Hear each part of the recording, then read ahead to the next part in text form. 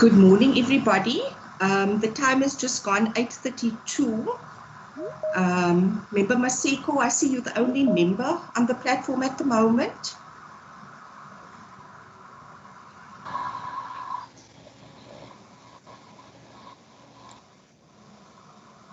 Can everybody hear me?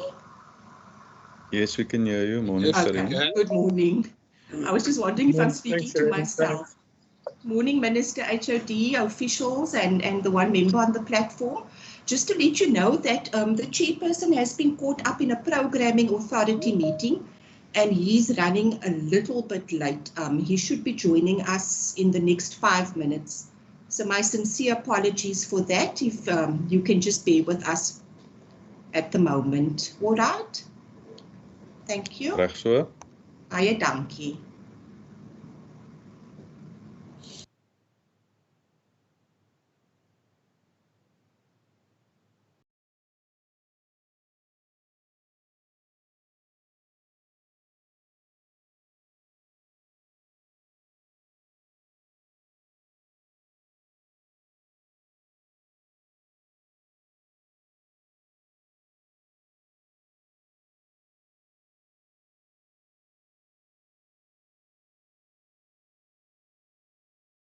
Out of the programming authority meeting, and it seems to me as if we don't have a quorum at this meeting yet. I do know some of our colleagues are still also tied up in programming, and thank you very much to Ms. Nikak who explained the circumstances. If I could just ask that we wait a little while until we're able to get a quorum on this meeting, I'll appreciate that. Thank you very much.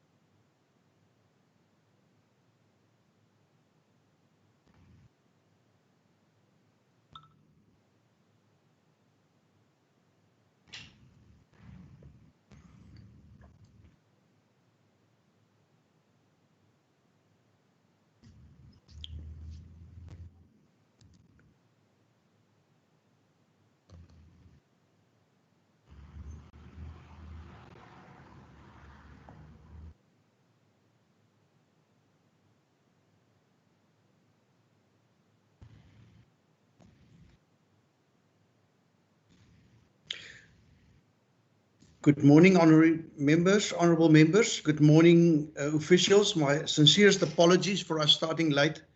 As I've explained, and Ms. Nikak also explained, some of our members unfortunately also serve on the Programming Authority meeting, which started at 8 o'clock. And as we are nearing the end of the first term of this year for the parliamentary program, that meeting unfortunately took quite a while longer than what we anticipated. So my sincerest apologies, and thank you very much for bearing with us. Honourable Bartman is also going to join us just now, but I believe I can, for the time being, just set the agenda.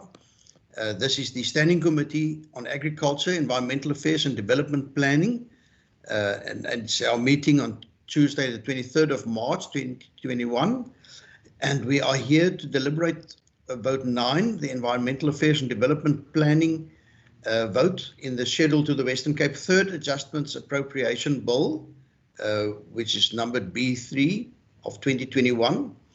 And then we will also be deliberating on vote 9, which is the schedule to the Western Cape Appropriation Bill, B4. Then also we'll be considering and adoption that hopefully setting for adoption, the draft committee report on the third adjustments appropriation bill, as well as the draft committee report then in terms of the appropriation bill B4 2021. And there will be an opportunity for members of the public to make input should they so wish. And then also we'll be looking at resolutions or actions flowing or stemming from this meeting. So again, thank you very much. You're most welcome. We look forward to this meeting. I have received apologies from Honourable Maran, as well as from Honourable Heron, who normally joins us when we have our Environmental Affairs and Development Planning side or votes to consider. And unfortunately, they are unable to join us today. A special word of welcome to Minister Bradell, and then also to our head of the department, Mr. Van Zyl, as well as Dr. Umar, our Chief Executive Officer of Cape Nature. And with that, if I could just get a confirmation, Ms. Niekerk, if we are quorate at the moment. Yes, we are, Chairperson. Honourable Bartman has joined the meeting, so she is on the platform. Thank you. And I see a hand is raised. Honourable Bartman, I have apologised for our late start, but you're most welcome, and please go ahead. Thank you, Chair. No, Chair, I don't want to interrupt you earlier. I just wanted to submit, obviously, my apologies for joining late. I'm similarly also on Programming Committee, and I obviously did not intend to disrespect the time of this committee. So I hope that such apologies is accepted. Thank you. Good. Thank you very much, Honourable Bartman.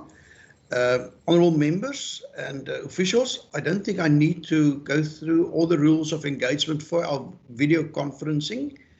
Please, we have the protocol to switch off our microphones and even our cameras if we're not participating actively in the meeting. And please, if you do have the necessary bandwidth, please switch on your video. Feel free to do so when you speak. But in the meantime, it does help a lot, both in terms of quality as well as background noise, if people are able to switch off their microphones. And with that, I would like to first give over to Minister Bradell and thereafter to the HOD, just for some opening remarks on the adjustments budget as well as the main budget.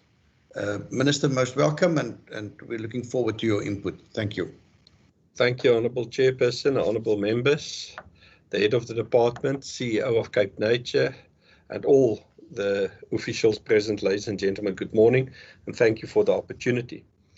Honourable Chairperson, we meet at a time when the coronavirus continues to be a real disruptive event, one that has changed the world and one that continues to present enormous challenges to government.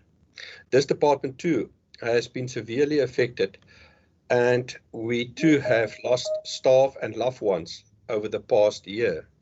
I want to take a moment to thank the head of the department, Mr. Piet van Zyl, and Dr. Razina Omar, the head of Cape Nature, for their ongoing leadership during this difficult time.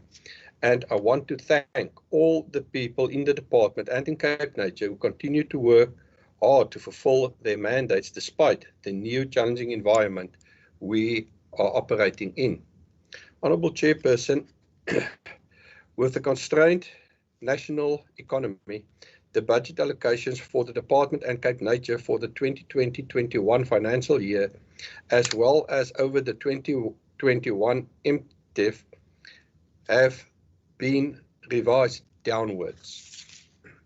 The total allocation for the vote has decreased by 18,470,000 rand from 588,532 million to 570 million rand in 21-22, a decrease of 3.1%. The MTF allocation for vote 9 over the 3 financial years 21-22 to 22-23-24 increases from 570,062,000 rand to 580,872,000 rand, representing an increase of 2.1%. Honourable Chair, the Department and Cape Nature continue to implement and roll out critical programs with the best interest of the public at heart. One of these programs is the Regional Socio-Economic Project known as RCEP, which is one of the ways the Western Cape government is tackling spatial transformation and managing urbanization. This flagship program will continue through the 21 to 24 MTF period despite the funding challenges. There are currently 12 beneficiary municipalities in this program. These are Saldanha Bay, Swartland, Berg River, Witzenberg, Breedevallei, Drakensberg, Stellenbosch, Steenwaterskloof, Cape Agulhas, Prince Albert and Mossel Bay and Bitu, and 15 participating towns spread across these 12 municipalities. When it comes to climate change in this province, through the department continues making our global contribution under the climate group. States and regional alliances under 2 coalition, the climate change landscape has significantly changed since the approval of the Western Cape Climate Change Response Strategy 2014, and as such will be undergoing a review followed by an intensive stakeholder co-creation process among all 13 Western Cape departments to assist in adjusting the way of doing business to respond to climate change challenges. Ongoing monitoring of water quality is taking place in both the Berg and the Breede River and estuaries to identify and to address pollution sources, identifying water quality trends, and to monitor the effectiveness of the interventions implemented. The department has consistently met the quarterly targets of 95% for finalizing waste licenses applications within the legislation timeframes.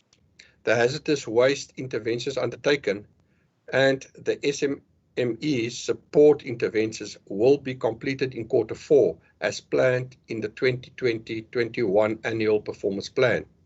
The implementation of the monitoring and reporting systems for the performance of Cape Nature and the oversight system for the Western Cape Reserve continues to be prioritized. Honourable Chair, the key vote 9 policy priorities informing the department's 21 to 24 medium-term expenditure framework are to enable the province to achieve a more resilient and sustainable environment which will empower an inclusive and transformative spatial economy. We are working hard to deliver on these policy priorities despite the real challenges that are causing some delays in rollout from time to time, as well as having a continued impact on the budgets. With those few words, I want to hand over to the department and to Cape Nature. I thank you, Honourable Chairperson. Thank you, Minister Bradell.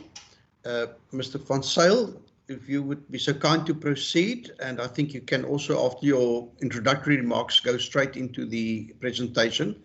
I see there's a lengthy presentation, but it seems to me you're dealing with the third adjustments as well as the appropriation in one single presentation.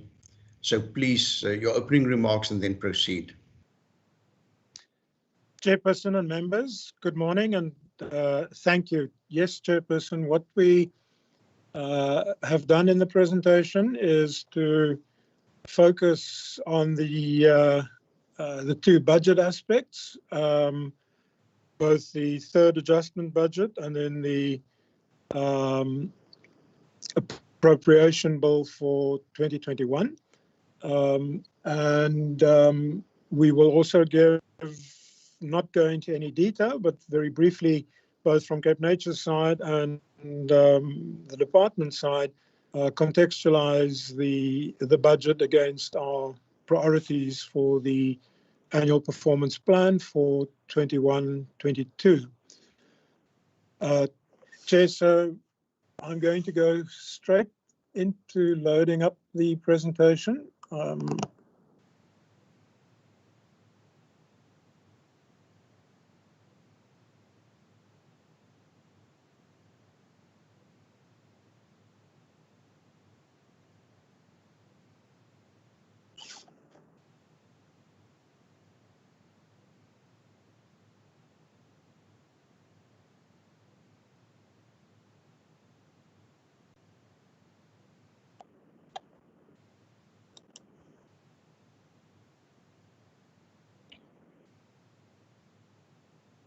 Thank you. We have it on our screens. Thank you, Chairperson. Perhaps if you don't mind, you can just close the right-hand side of your screen. Correct.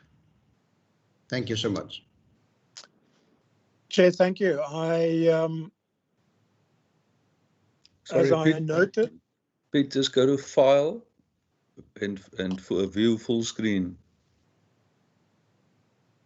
Oh, sorry, go to View, so File, Edit, View, Full Screen. Thanks, Pete.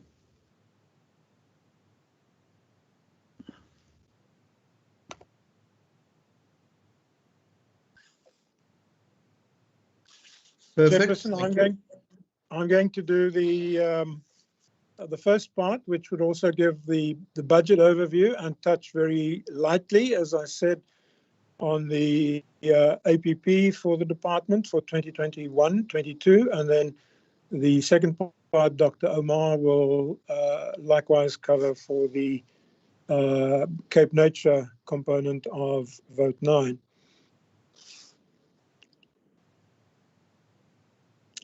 There's no change to the department's budget or APP program structure. We still have our 7 programs: administration, environmental policy, planning and coordination, compliance and enforcement, environmental quality, biodiversity management, environmental and planning support and empowerment services, and then development planning. Our priorities, as Minister also touched in his opening remarks, remains within the context of the 2020-2025 5-year plan, this being the second year of that 5-year term. And our impact statement remains to have a resilient, sustainable, quality and inclusive living environment, at the same time enabling a transformative spatial economy. The strategic focus areas are waste management, biodiversity management, water security, coastal and estuary management, climate change, spatial transformation, and then also enforcement and development management. Chair, I think that coming off the back of 2020 calendar year and covering a significant part of, in fact, the 2020-21 year, of course, COVID-19 took center stage and has highlighted for us the importance of good governance. And I think that we have been able to date to continue with service delivery under very different circumstances. But I think that by and large, we've held the reins and managed, although there have been certain slippages. And when later this year we deal with the annual report, we'll of course cover that with your committee. But I think the important part is the bit that I've highlighted in red at the bottom. We've had a year behind us which has been very much short-term focused, emergency adjustments, budget adjustments. But Chair, I have to emphasize, and I think your committee would certainly understand and I'm sure appreciate, if we take a medium, longer term perspective, we really do have a lot to be concerned about, both in respect of spatial and environmental performance risks and vulnerabilities that will remain firstly, but then in fact arguably be exacerbated. It's not about a zero-sum game, and it's also not about trading off between spatial and ecological imperatives versus economic and social imperatives, but has to be about spatial and ecological transformation that enables economic and social transformation as well. We don't have time today to go into the detail of that, but certainly in both the department as well as Cape Nature's annual performance plan, this is something that we highlight in some detail. The Minister has mentioned the RCEP program that we are able to continue, and it does respond directly to the three Cabinet-approved recovery plan areas of safety and cohesion, economy and jobs, and well-being and dignity. I think just to touch very briefly on the three recovery areas from Vote 9's perspective. Firstly, in respect of jobs, we keeping a focus, committee and chair, on low carbon development. We've put quite a lot of work and effort into the development of an inclusionary housing policy framework.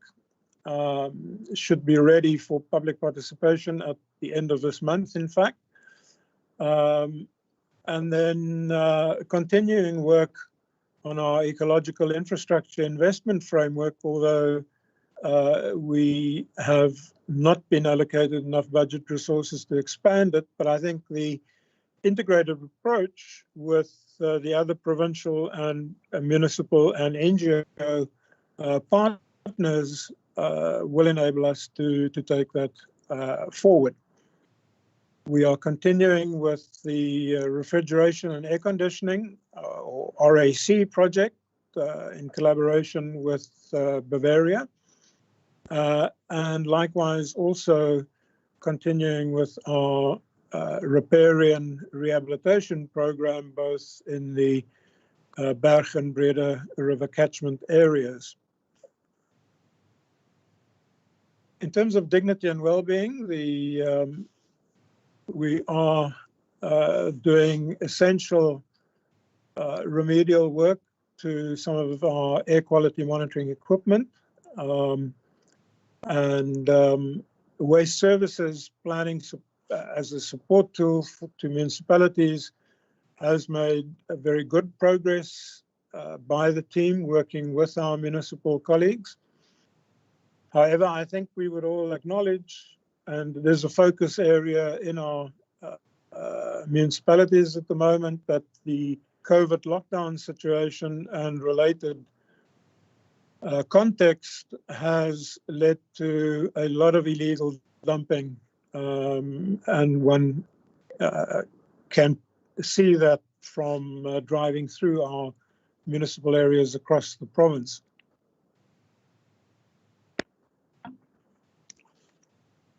In respect of safety, the development of a training program for provincial and municipal officials focused on making safety and dignity focal elements in design of public spaces and facilities.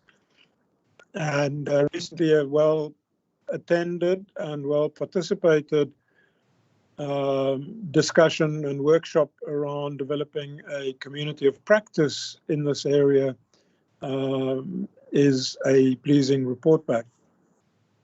Environmental enforcement initiatives, despite the initial lockdown and limited mobility, I think the focus shifted in terms of with our health colleagues, both in the district as well as in province, conducting blitz operations to ensure the safe handling and disposal of hazardous medical waste.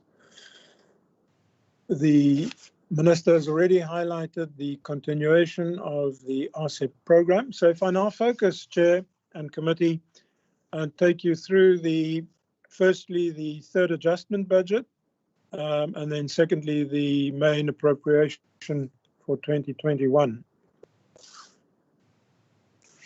I think just to remind us all in this meeting that we have had an exceptional adjustment budget movement this past year. 3 adjustment budgets, in fact. The first adjustment budget, 8.921. The second adjustment, 21.594. And the one we're dealing with today, 1.8 million. Just to note that both in respect of the first adjustment budget, the first adjustment estimate, and the third one, Cape Nature did not have adjustments. They did share the adjustment for the second adjustment budget. So just the breakdown, Chair and members, of the third adjustment estimate. 700,000 in terms of compensation of employees, goods and services 900, and then payment for capital assets 200,000. Just on this last point, it's very frustrating and very disappointing to have to note that point, but we have not been able to continue the procurement of much needed IT equipment just due to the unavailability of stock in the country. So we're going to have to roll that need over into the new financial year, which puts further pressure on us, but just to note that in particular. If I then likewise take you through the overview of the main appropriation for 21-22, the 3 years, you can see the breakdown. First of all, the totals, 570, 565, and then 581, almost 582. Check members, you can also see the split for the first 2 years, maintaining the 49-51 split between the department and Cape Nature.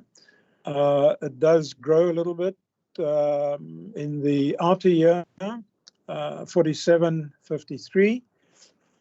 Main reason for that being the tailing off of the RCEP budget allocation as we have it at this point in time.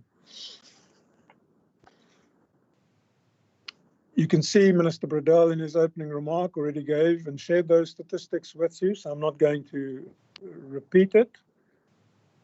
The source of our funding, principally from national and provincial equitable share, 567.279 for 21-22, and then departmental receipts, 2.783, principally from fines and penalties, which is in the main the Section 24G administrative fines. If we look at the program split across the 7 programs, you can see the program 5, which includes the Cape Nature transfer payments, 53%, administration 13, environmental policy planning coordination 3, compliance enforcement 5, environmental quality 16, and then although it shows a naught, it's 0, something for the environmental empowerment services, and development planning 10%.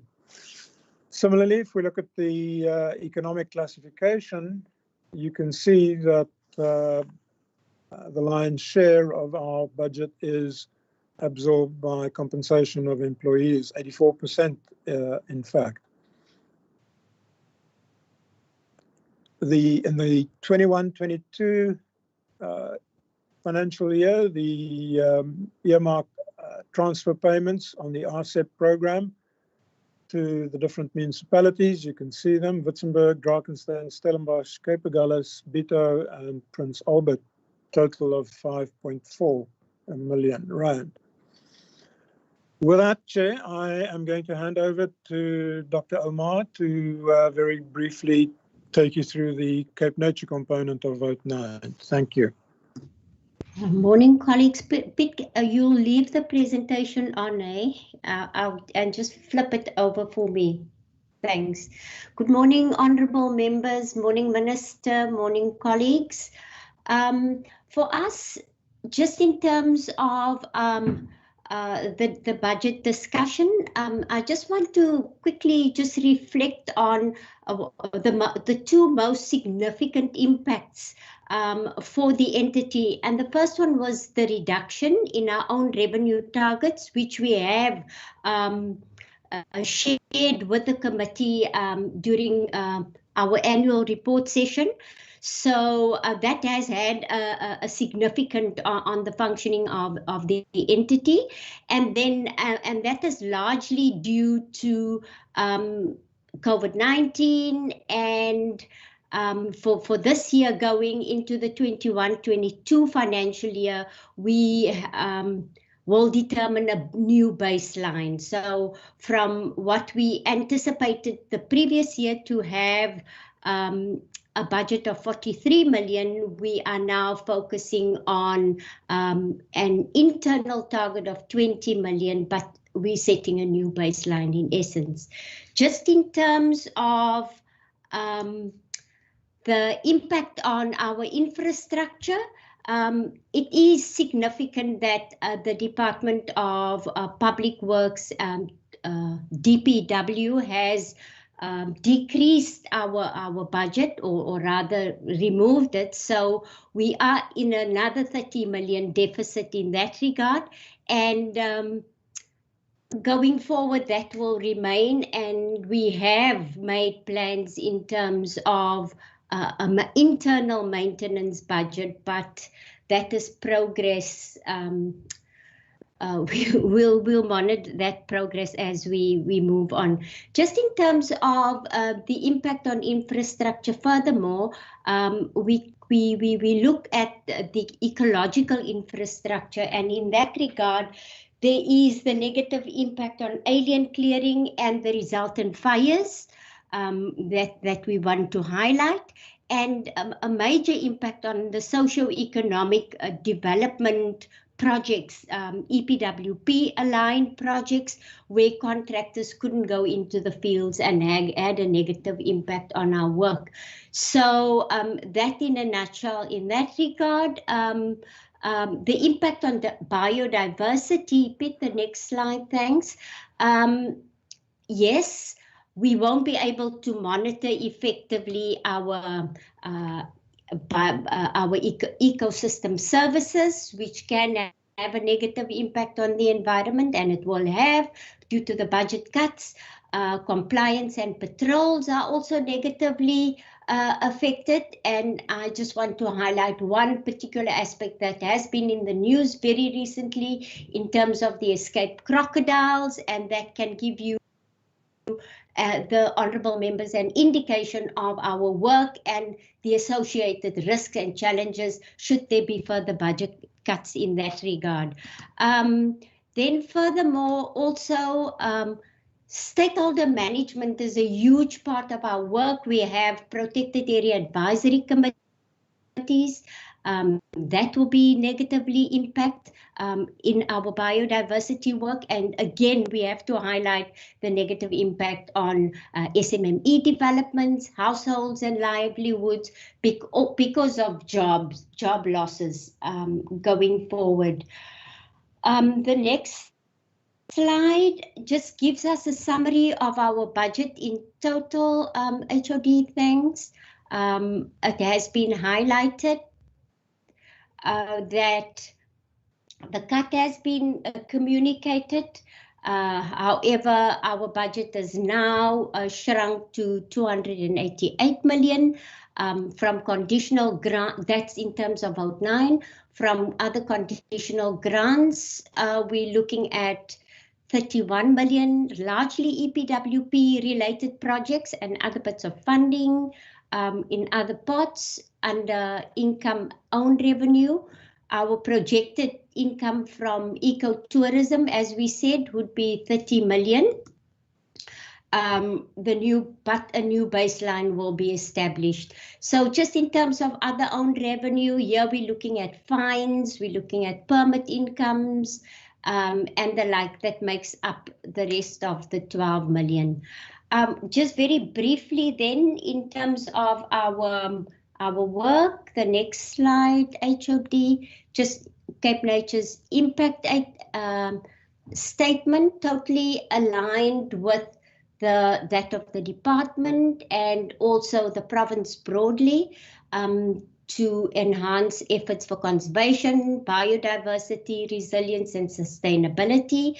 And two major outcomes is then to enhance biodiversity, conservation and landscape resilience.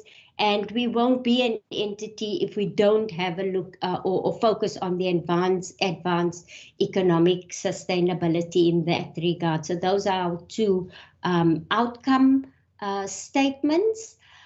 Just in terms of Cape Nature, an overall view, again, just I'm sure the members at this stage are already aware of our functioning, a broad sweep. We have 111 nature reserves, which are clustered into 31 management complexes.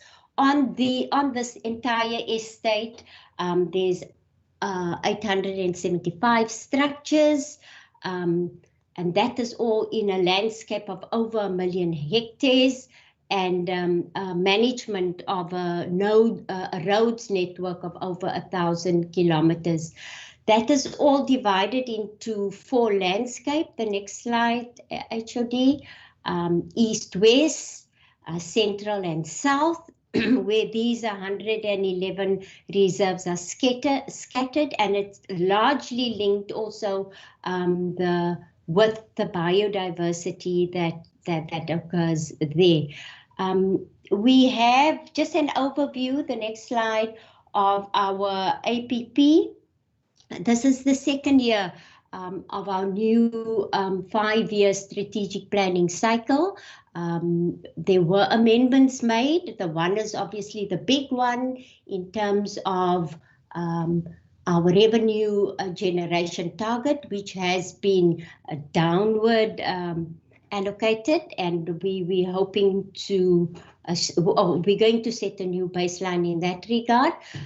So that has been amended in the strategic plan. The other indicators are aligned to the changes at national, which we had to also change in our APP, and then the number of work opportunities, which was decreased from 1,000 to 700 going forward.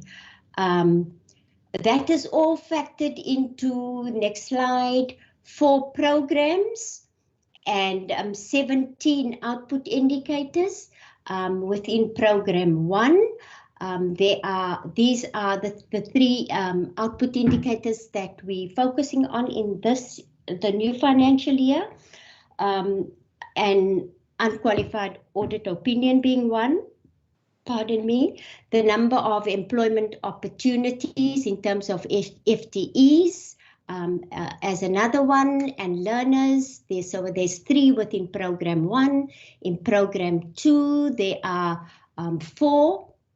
That is largely our science and research program, and we're looking there in terms of expanding our conservation estate, in terms of stewardship sites and number of hectares, and then permits as a revised target. Now we're looking at completion of a permit from the date received to the date application received to the date issued, and for that we'll have to establish a new baseline. This is also a change in terms of what is required from national. The next, in terms of our reserve functioning, that's program 3. There we have 5 output indicators, and this year we are monitoring our effective functioning in terms of the management effective tracking tool, and nationally the score of an efficient functioning nature reserve is pitched at 67. We've set our target to 80 in line with previous attainments in this regard, so that will be scored this year. Work opportunities, as I said, initially the target was 1,000. It's been down to 700, and going forward as well. Compliance inspections would be 40. Administrative enforcement notices, this year we already implemented this target and there was none from our sides. So the target for the new financial year will also be none. Going forward, we're hoping to monitor that space and see if we can increase that.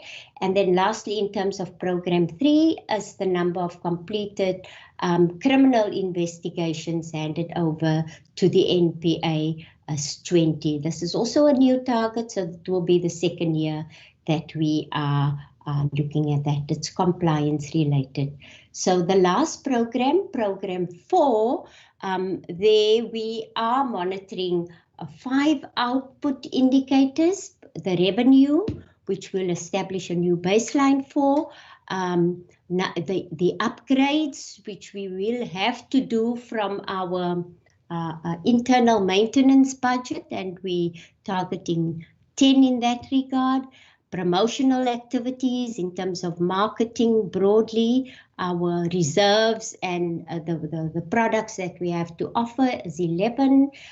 Awareness raising and stakeholder capacity building. That is the target that has been split, which was requested to be in line with how it's monitored at the national level. So that in a nutshell is our APP for the financial year, our budget, and the few risks coming out of the pandemic that was highlighted. Thank you, members. Over to you, HOD.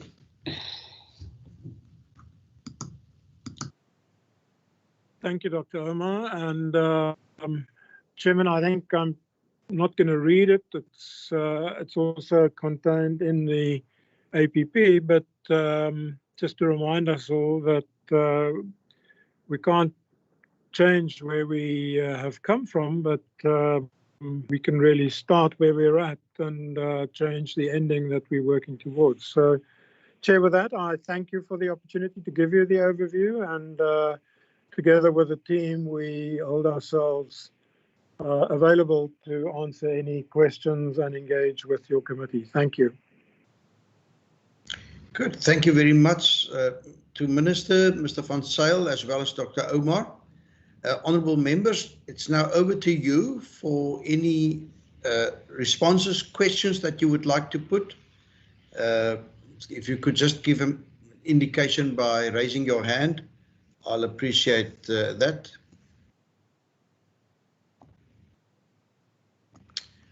Good, thank you. I recognize Honourable Bartman and then also Honourable Maseko.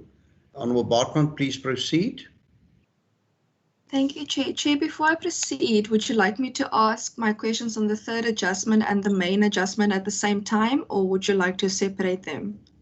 No, please, honourable members, you're most welcome to, as the presentation was, a combined one, please feel free to pose questions on either of the two budgets. Please go ahead. Thank you so much, Chairperson.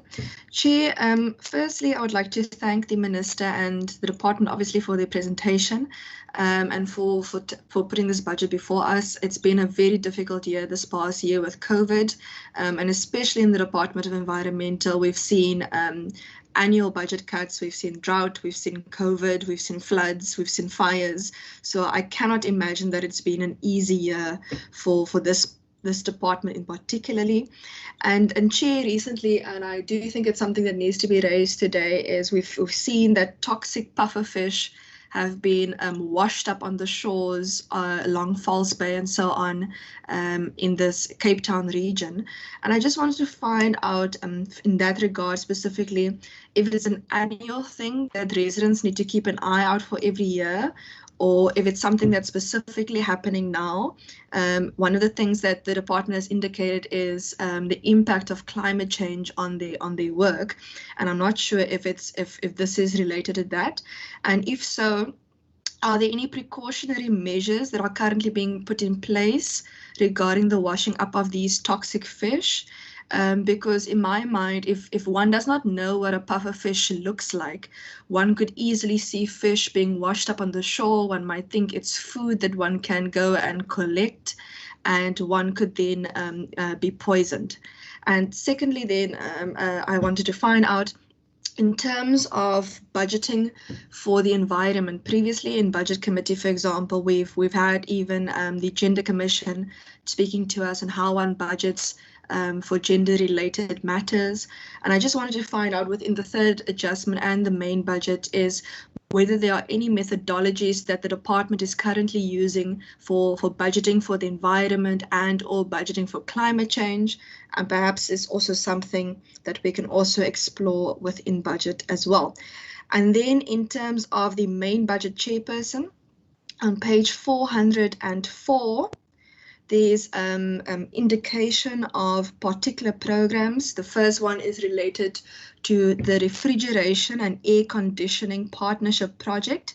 It speaks that this particular project has upskilled people, technicians in particularly, and I wanted to find out how many people has it currently upskilled, if already in practice, and if it's going to be rolled out, how many will it be aiming for upskilling, and will the skills be accredited?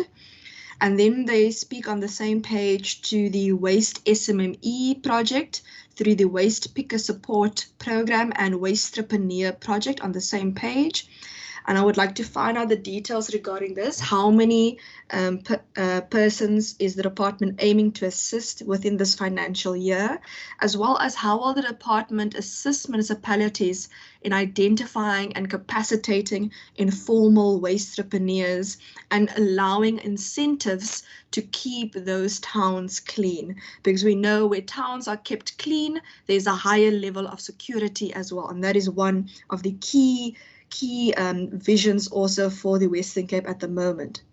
Then at the project regarding the rehabilitation of riparian areas on the same page 404, it speaks of obviously the EPW jobs that will be incorporated, and in the slide it speaks specifically to the Berg and Breede catchment areas, and I wanted to find out, will this program specifically be regarding the Berg and Breede catchment areas, and how many EPWP jobs in general are aimed to job opportunities are aimed to be created. And then on the same page, Chairperson, the department speaks about the alien invasive clearing. And Chair, I just want to find out what is the difference between this particular program and the rehabilitation of river riparian areas program? And also, how is this different to the agricultural program to rehabilitate 15,000 hectares of land? because, and I apologize, I'm not an expert when it comes to the particular wording of these programs, but if we can just have a bit of clarity as to whose mandate falls where specifically. And also regarding the alien invasive clearing, I wanted to find out what is the policy for the alien clearing around households. To my knowledge, in most municipalities help households clear invasive alien trees, for example, but often only when you're an indigent household. And there are many households who are not indigent households, but who can't necessarily afford the thousands of rands to remove a very big alien tree. And I wanted to find out whether nationally or from a province or locally, there are some looking at incentives for those non-indigenous households that kind of fall in the missing middle in order to assist them with removing alien trees, which would also then assist with a lot of the water security in those particular neighborhoods as well. Thank you, Chair. That is all from me for now. Thank you, Honourable Bartman. And Honourable Maseku, over to you. Thank you very much, Chair. I think a lot of questions that I was going to ask in one way or another, Member Bartman have asked them. I just have two that are just outstanding. And before I ask them, I also have to thank for the department for the resilient way of doing things under difficult circumstances of the pandemic that really has impacted very badly to all of us, personally and otherwise. I just want to find out from the department, I saw on the waste management, and Member Bartman sort of touched on that, the metro versus the rural towns, because we are seeing now in the rural towns that the waste management, I think that in the municipalities, it's a lot of challenge that is happening, that when you look at the rivers now, you see there is a plastics, there is all that is happening. To what an extent, because I remember there was a time that there was a feeling that district municipalities, maybe they should sort of take that responsibilities. Now I want to find out to what an extent is that engagement in trying to help the smaller municipalities to make sure that their waste management is really controlled, or they get the capacity using the district municipalities to check if they can be able to keep their towns clean. And that is a little bit concerned, because to me personally, I've seen that to the agricultural, it becomes a hassle that when you go to their constituencies, the farmers, they always complain about what is it that we can do to make sure that that doesn't happen. And in a way, it overlaps again to the special planning of in the human settlements, the interaction within the departments and the municipalities as they plan their towns, as they plan their human settlements, the housing within their towns, that to what extent are they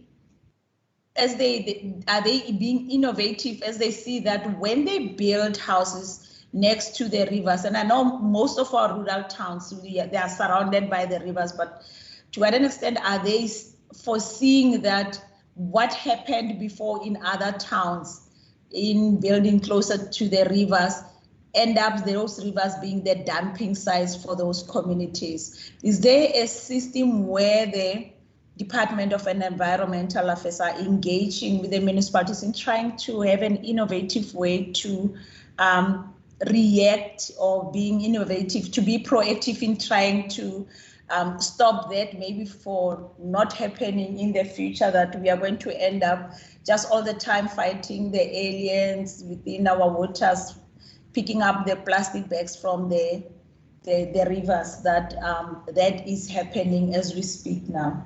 And the last one from me is, I would love to hear from the departments their investment in the fourth industrial revolution.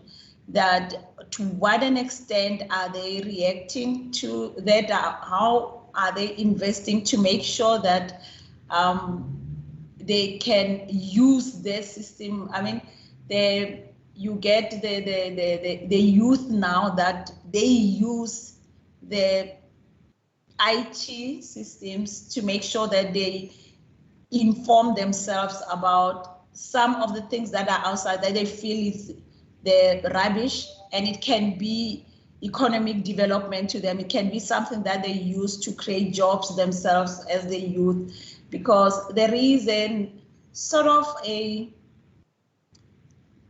disjuncture between the older generation and the younger generation in understanding how they can get the balance of making sure that they understand that when you are living in an environment, you really have to make sure that you safeguard it in a way for future generations, because of the way things are going now, we are going to end up really not having anything that we can show to our great grandkids that there was one time a protea flower in this province.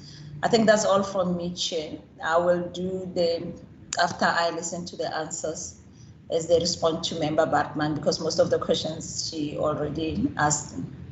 Thank you, Chair. No, thank you very much, Honourable Maseko. Just a few questions from my side as well. The first one deals with RCEP. It's my impression that there's a lot of enthusiasm for RCEP projects from local authorities. And we've seen some examples where it seems to me as if these projects have been leveraged with the addition of external funding. Yet my impression is that we have a relatively small budget for these projects. And my question is, how does the 5.4 million compare with that of previous years? And is this a item in the budget that we believe should actually be deserving a bigger allocation of money?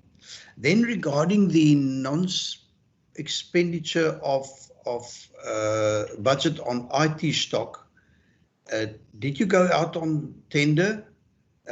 Were no bids received, or is it a matter that the bids were awarded, yet the goods were not delivered in time? So perhaps if you could just expand on that one, please. Then I previously also referred to this, but it's my impression that the Section 24G fines, that amounts have come down considerably from previous years. Is that the case? And is it a matter of non-enforcement that these fines have come down so significantly? I can understand last year that it was impossible for officials to move around and do on-site inspections and assessments of damage done to the environment, etc. But surely my expectation would have been that we are back to normal in terms of being able to enforce where people transgress in terms of environmental legislation. Then just you've been quiet on the damage caused by fires. Perhaps you can just help me. The Cape Winelands media releases for the big fires that we've seen about 3 weeks or perhaps a month ago between, well, in the vicinity of Theewaterskloof, Franschhoek and Jonkershoek. Those statements continue to say no damage to property. Yet it is my impression that, a lot of signage and fencing and other infrastructure, perhaps even work done to prevent erosion in the past, that a lot of that infrastructure must have been damaged. Perhaps you can, if you could just give us some form of or indication of what is the situation within those reserves. And then in terms of slide 48, and perhaps if we could just quickly jumped there, or the slide was numbered, page 48 at the bottom. There I see that there's very little growth in the numbers, and I've just quickly scrolled there. That this is the for tourism products, the upgrades, it's the promotional activities and so on. For the next 3 years, it seems as if those targets are not growing. Yet I think we would like to see some growth or some improvement or moving forward with that. Perhaps Dr. Umar could just give us an indication why those targets have not grown. And then second last question, this committee has got also the responsibility towards agriculture. And on the vote for agriculture, an amount of 20 million has been set aside for a project on the Brandvlei Dam, upgrading the infrastructure to be able to open up vast tracts of land for farming. Now, we all know that, you know, on the one hand, there's a delay in the project. On the other hand, I wouldn't like to see, once that project has been completed, that there are further delays now, for example, for applications for environmental authorization, to be able to open up areas that were not previously farmed now for farming activity.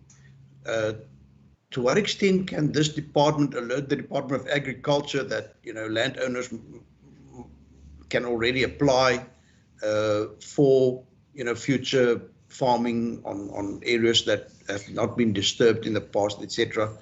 And perhaps, you know, if you could just help us to say to what extent can we avoid further delays, because I think one of the priorities of the Western Cape is now economic recovery, and I think we you know, administrative delays should be avoided as far as possible. And then just the last question from me, and unfortunately you tempted me by referring to the recent escape of crocodiles, Dr. Umar. The question is just, must holders of permits to breed and keep dangerous and wild animals in captivity, must they keep records of the numbers of animals that they keep?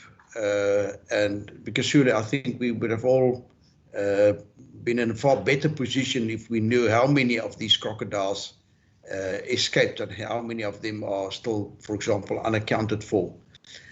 To what extent, and I don't want you to go into the merits of this specific case, because I think there may be an investigation still going, but perhaps you can just tell us what the law or the regulations in this regard determine.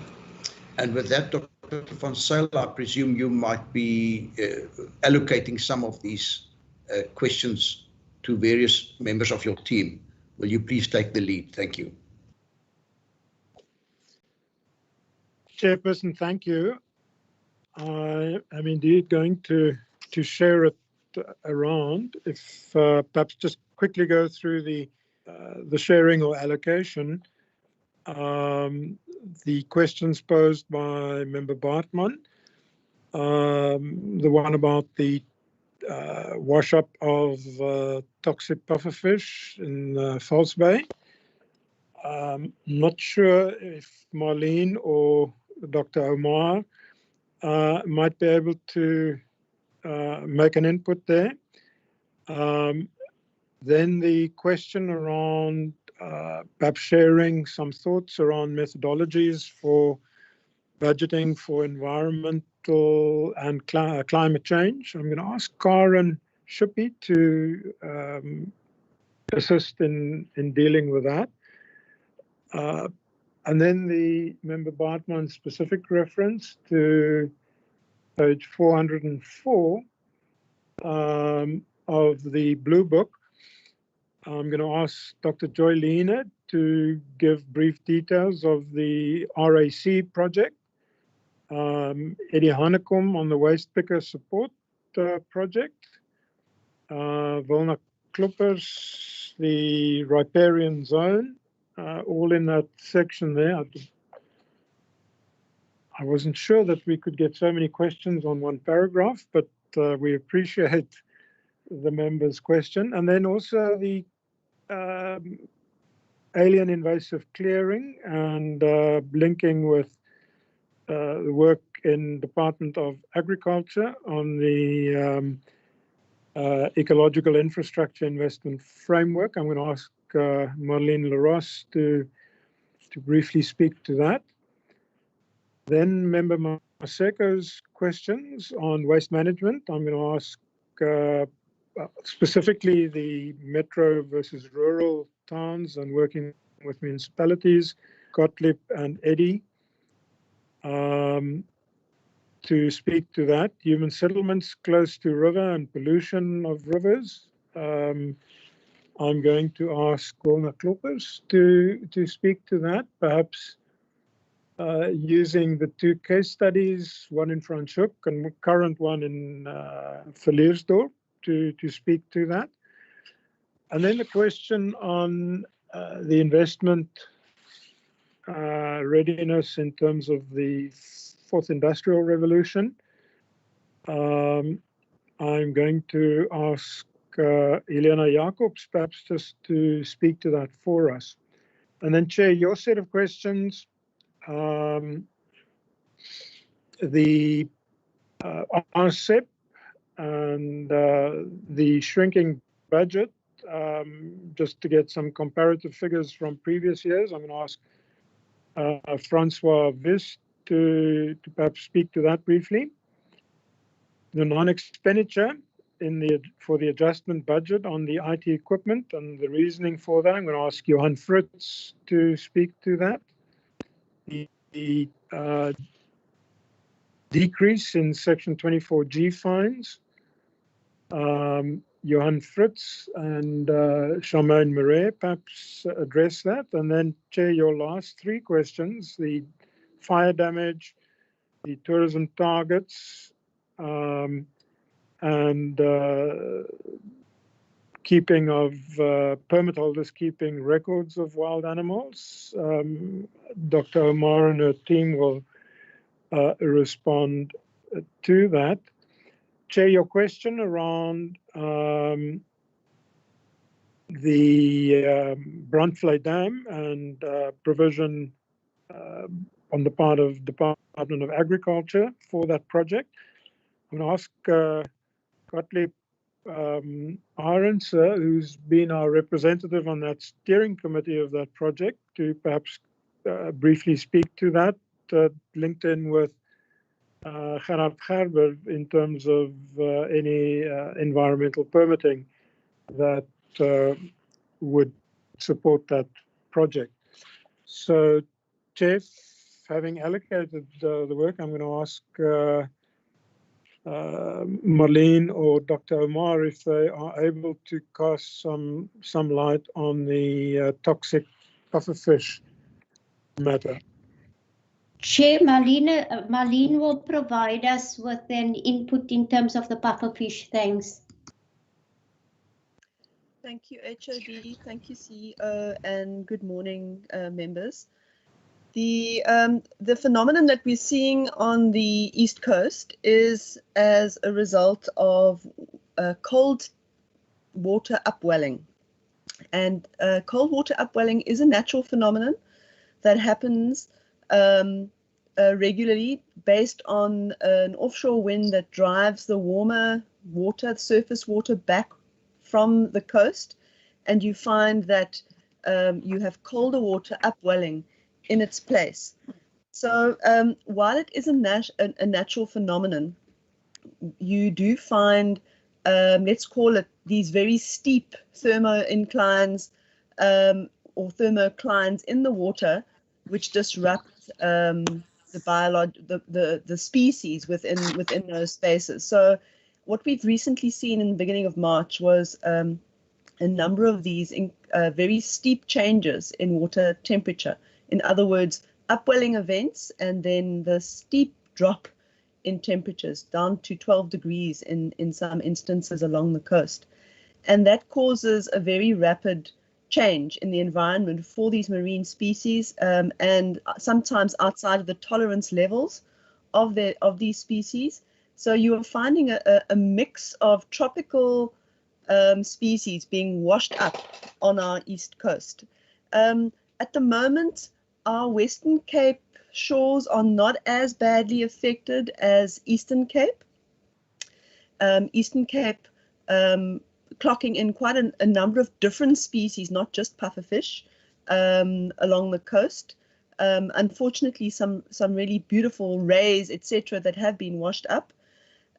Along our coast, we haven't had any specific advisories issued in relation to pufferfish. The member is correct. They are toxic. One should not ingest these. Local authorities, a lot of people who do encounter these fish on the beaches are particularly cautious because they're known by many to be dangerous and toxic. But at this point, Honourable Member, there have not been any specific advisories or cautionaries issued on the Western Cape coast, but we are in constant contact with our local authorities to indicate, and with our national partners, if we need to issue such an advisory through the local authorities, one can be issued. Thanks, Pitt. Thanks, Marlene. Karen, budget methodologies.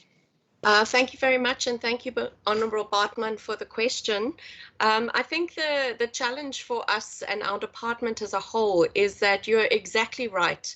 Being able to budget for the environment and for climate change in particular is a whole of government response. It definitely isn't something that just our department would do. And what we've been doing, we have a climate change response strategy, as you know.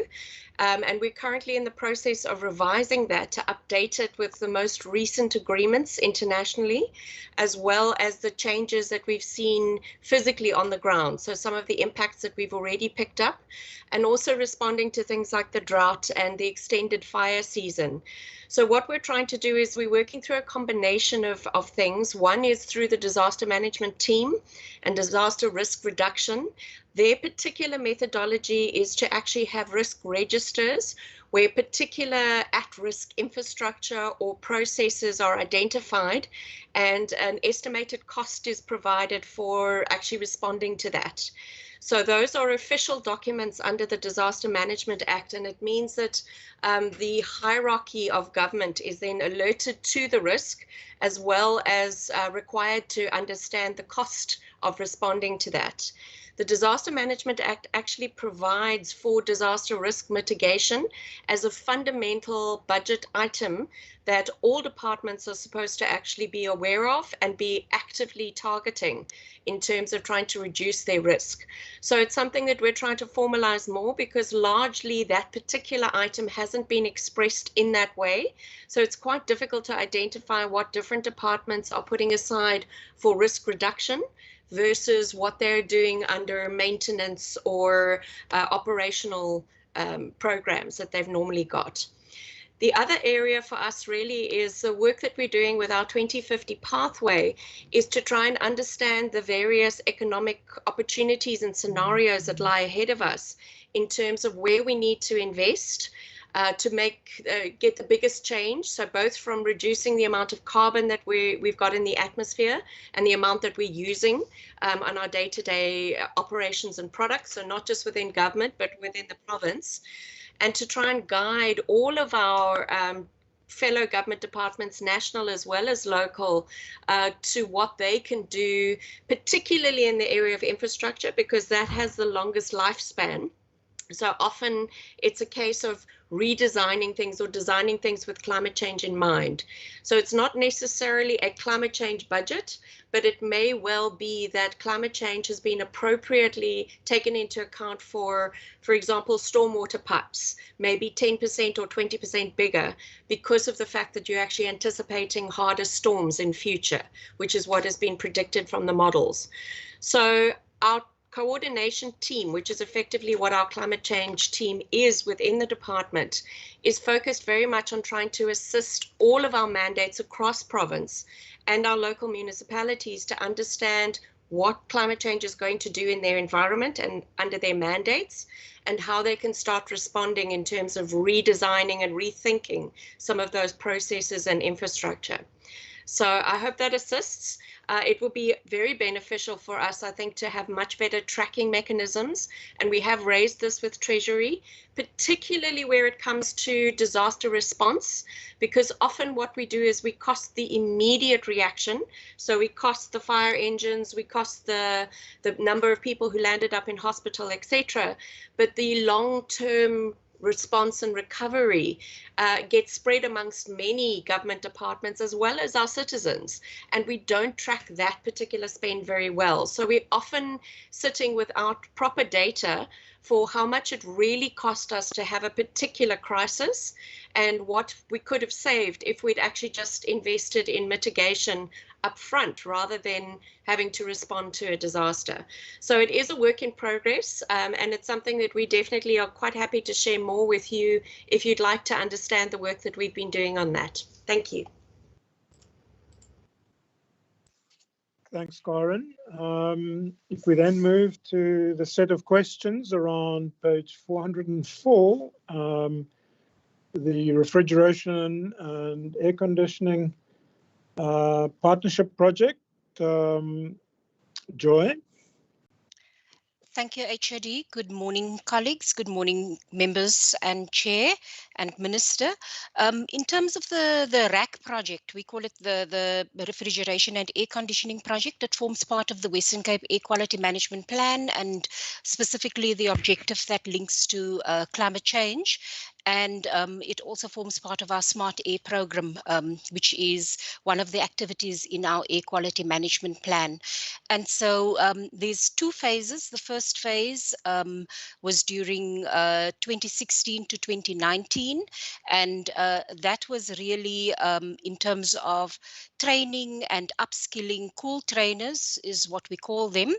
And they are the trainers. And in that phase, in the first phase, we trained nine technicians, and Bavaria paid for 9 technicians to be trained in Bavaria on refrigeration and air conditioning technologies. 8 were from the private sector and 1 from government. And we really tried to target females in that in training, but this is a very much male-dominated sector, and so in that we succeeded in getting 1 female trained, and incidentally she is in government. And so in the next phase, our phase 2, which then we had a project kickoff of the second phase. We had that in 2020. And it's a RAC pilot project. And that pilot project is really to upskill RAC technicians. And again, we will target female. So the project is basically in its development stage. And currently the female trained RAC technician that we have in government is now managing that RAC pilot project. And the intention is that the ones from the private sector who were trained will form part of the first phase of that RAC pilot project, where they will then basically train the students, the RAC technicians, and it's basically with modules that is being developed in Germany. And so that project is really in its development stages at the moment. The selected TVET college is the West Coast College, the Atlantis campus. And there was a whole process that was followed in terms of selecting the TVET college. And it's not accredited yet. So the college is working with DDAT. So we've got our sister department, DDAT, on board to work with the college in terms of accreditation. But in the interim, we've also got on our project steering committee and technical committee, we have the RAC associations who has basically committed to endorsing the course while the accreditation is being sought. So the intention is really to train the technicians. And so at this point in time, a laboratory, a RAC laboratory is currently being developed at the Atlantis campus. Thank you, HOD. Thank you, Joy. If we move on to the Waste Picker Support Program, Eddie.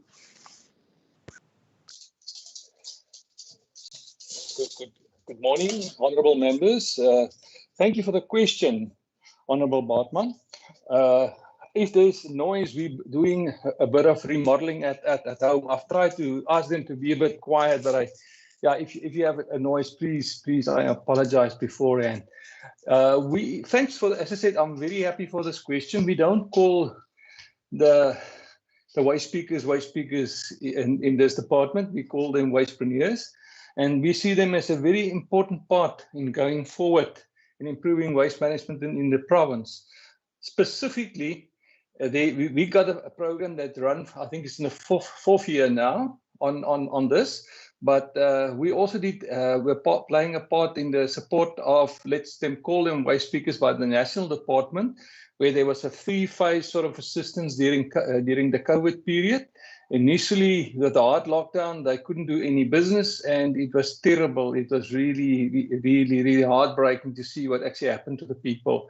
And then the national department did make money available for food vouchers, and it was done in collaboration of the whole waste industry.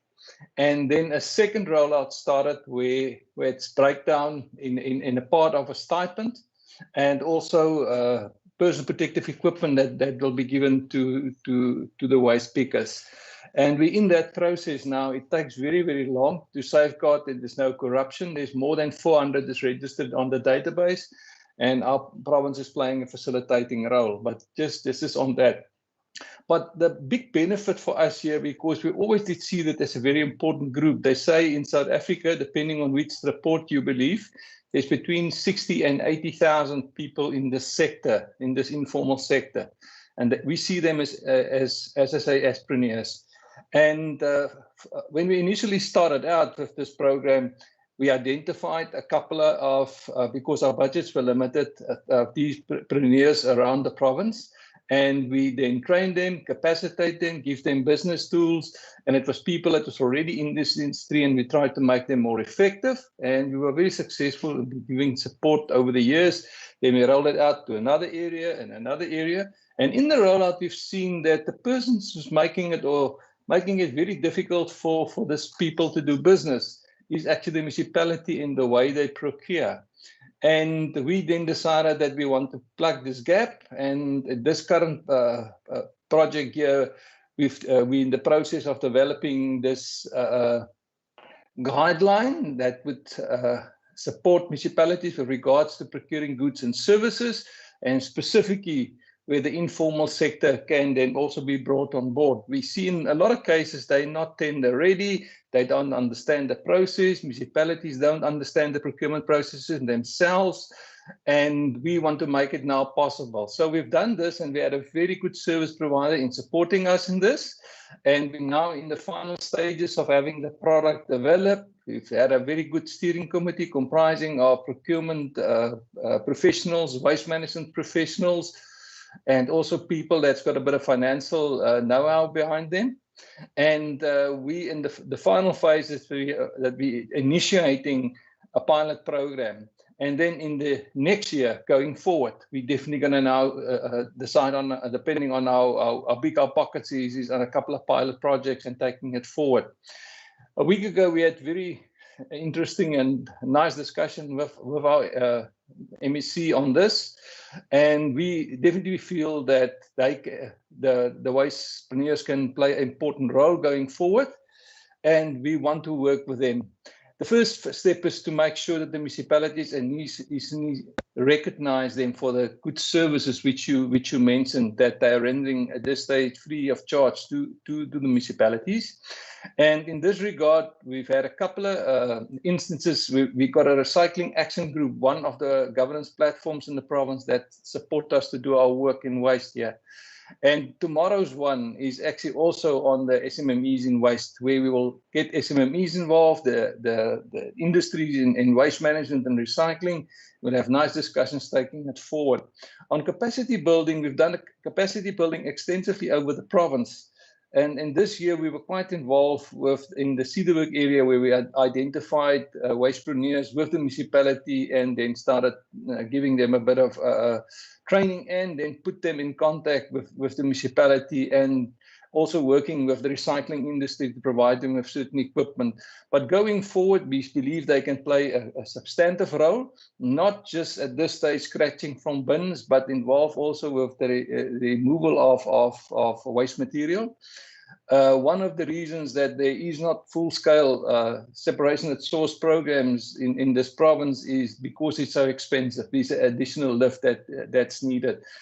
And if you look at the unit cost for the SMMEs to move waste, it's 1/3 that it is for municipalities to do that. So we even think we're talking effectively and efficiency, they can play a good role taking it forward. And we'll work with our MEC in taking it forward, taking it to the councillors, making them aware, and start driving it into next year.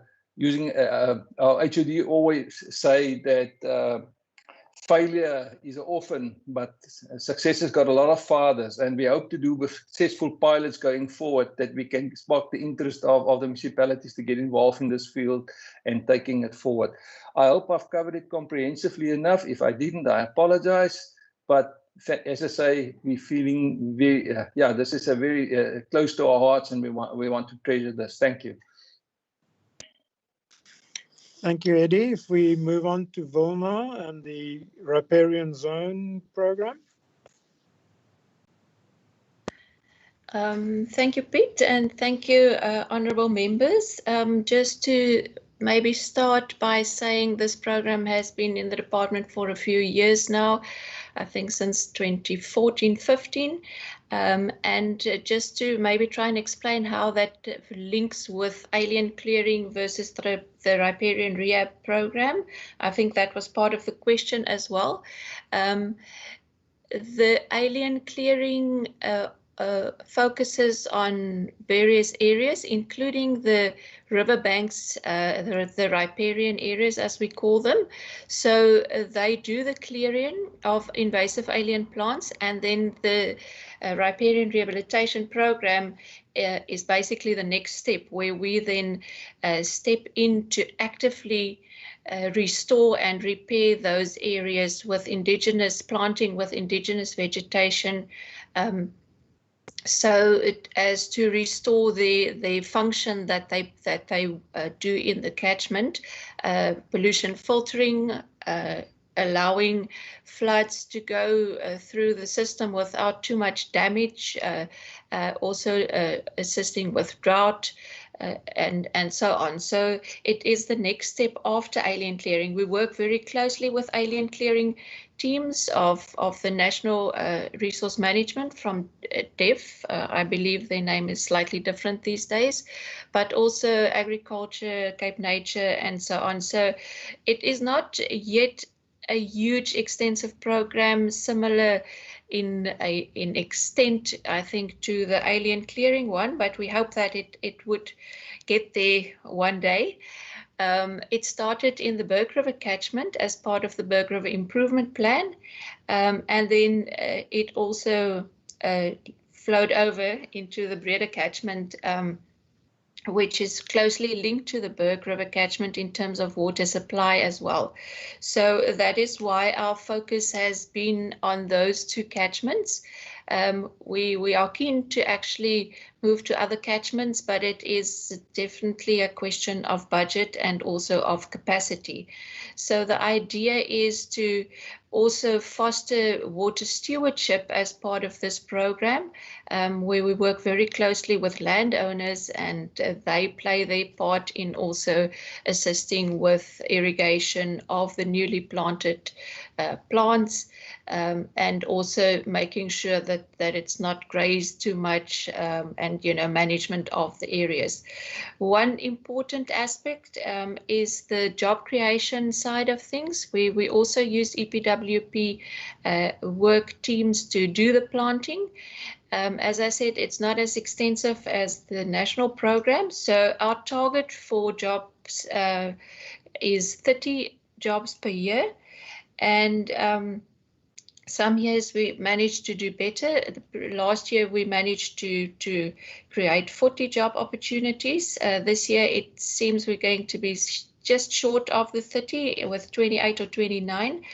But I think what we pride ourselves on is also to try and have stable teams, that there's not too much change within the teams. And what they do is, apart from the active planting of the river banks, there's also a section that works in our nursery that propagates the plants and make sure that we do have enough plants so that we can have a proper restoration program. There's a lot of focus also on gender, and we have a target of 50 to 55% female workers, which we are promoting every year. So it's a very good program.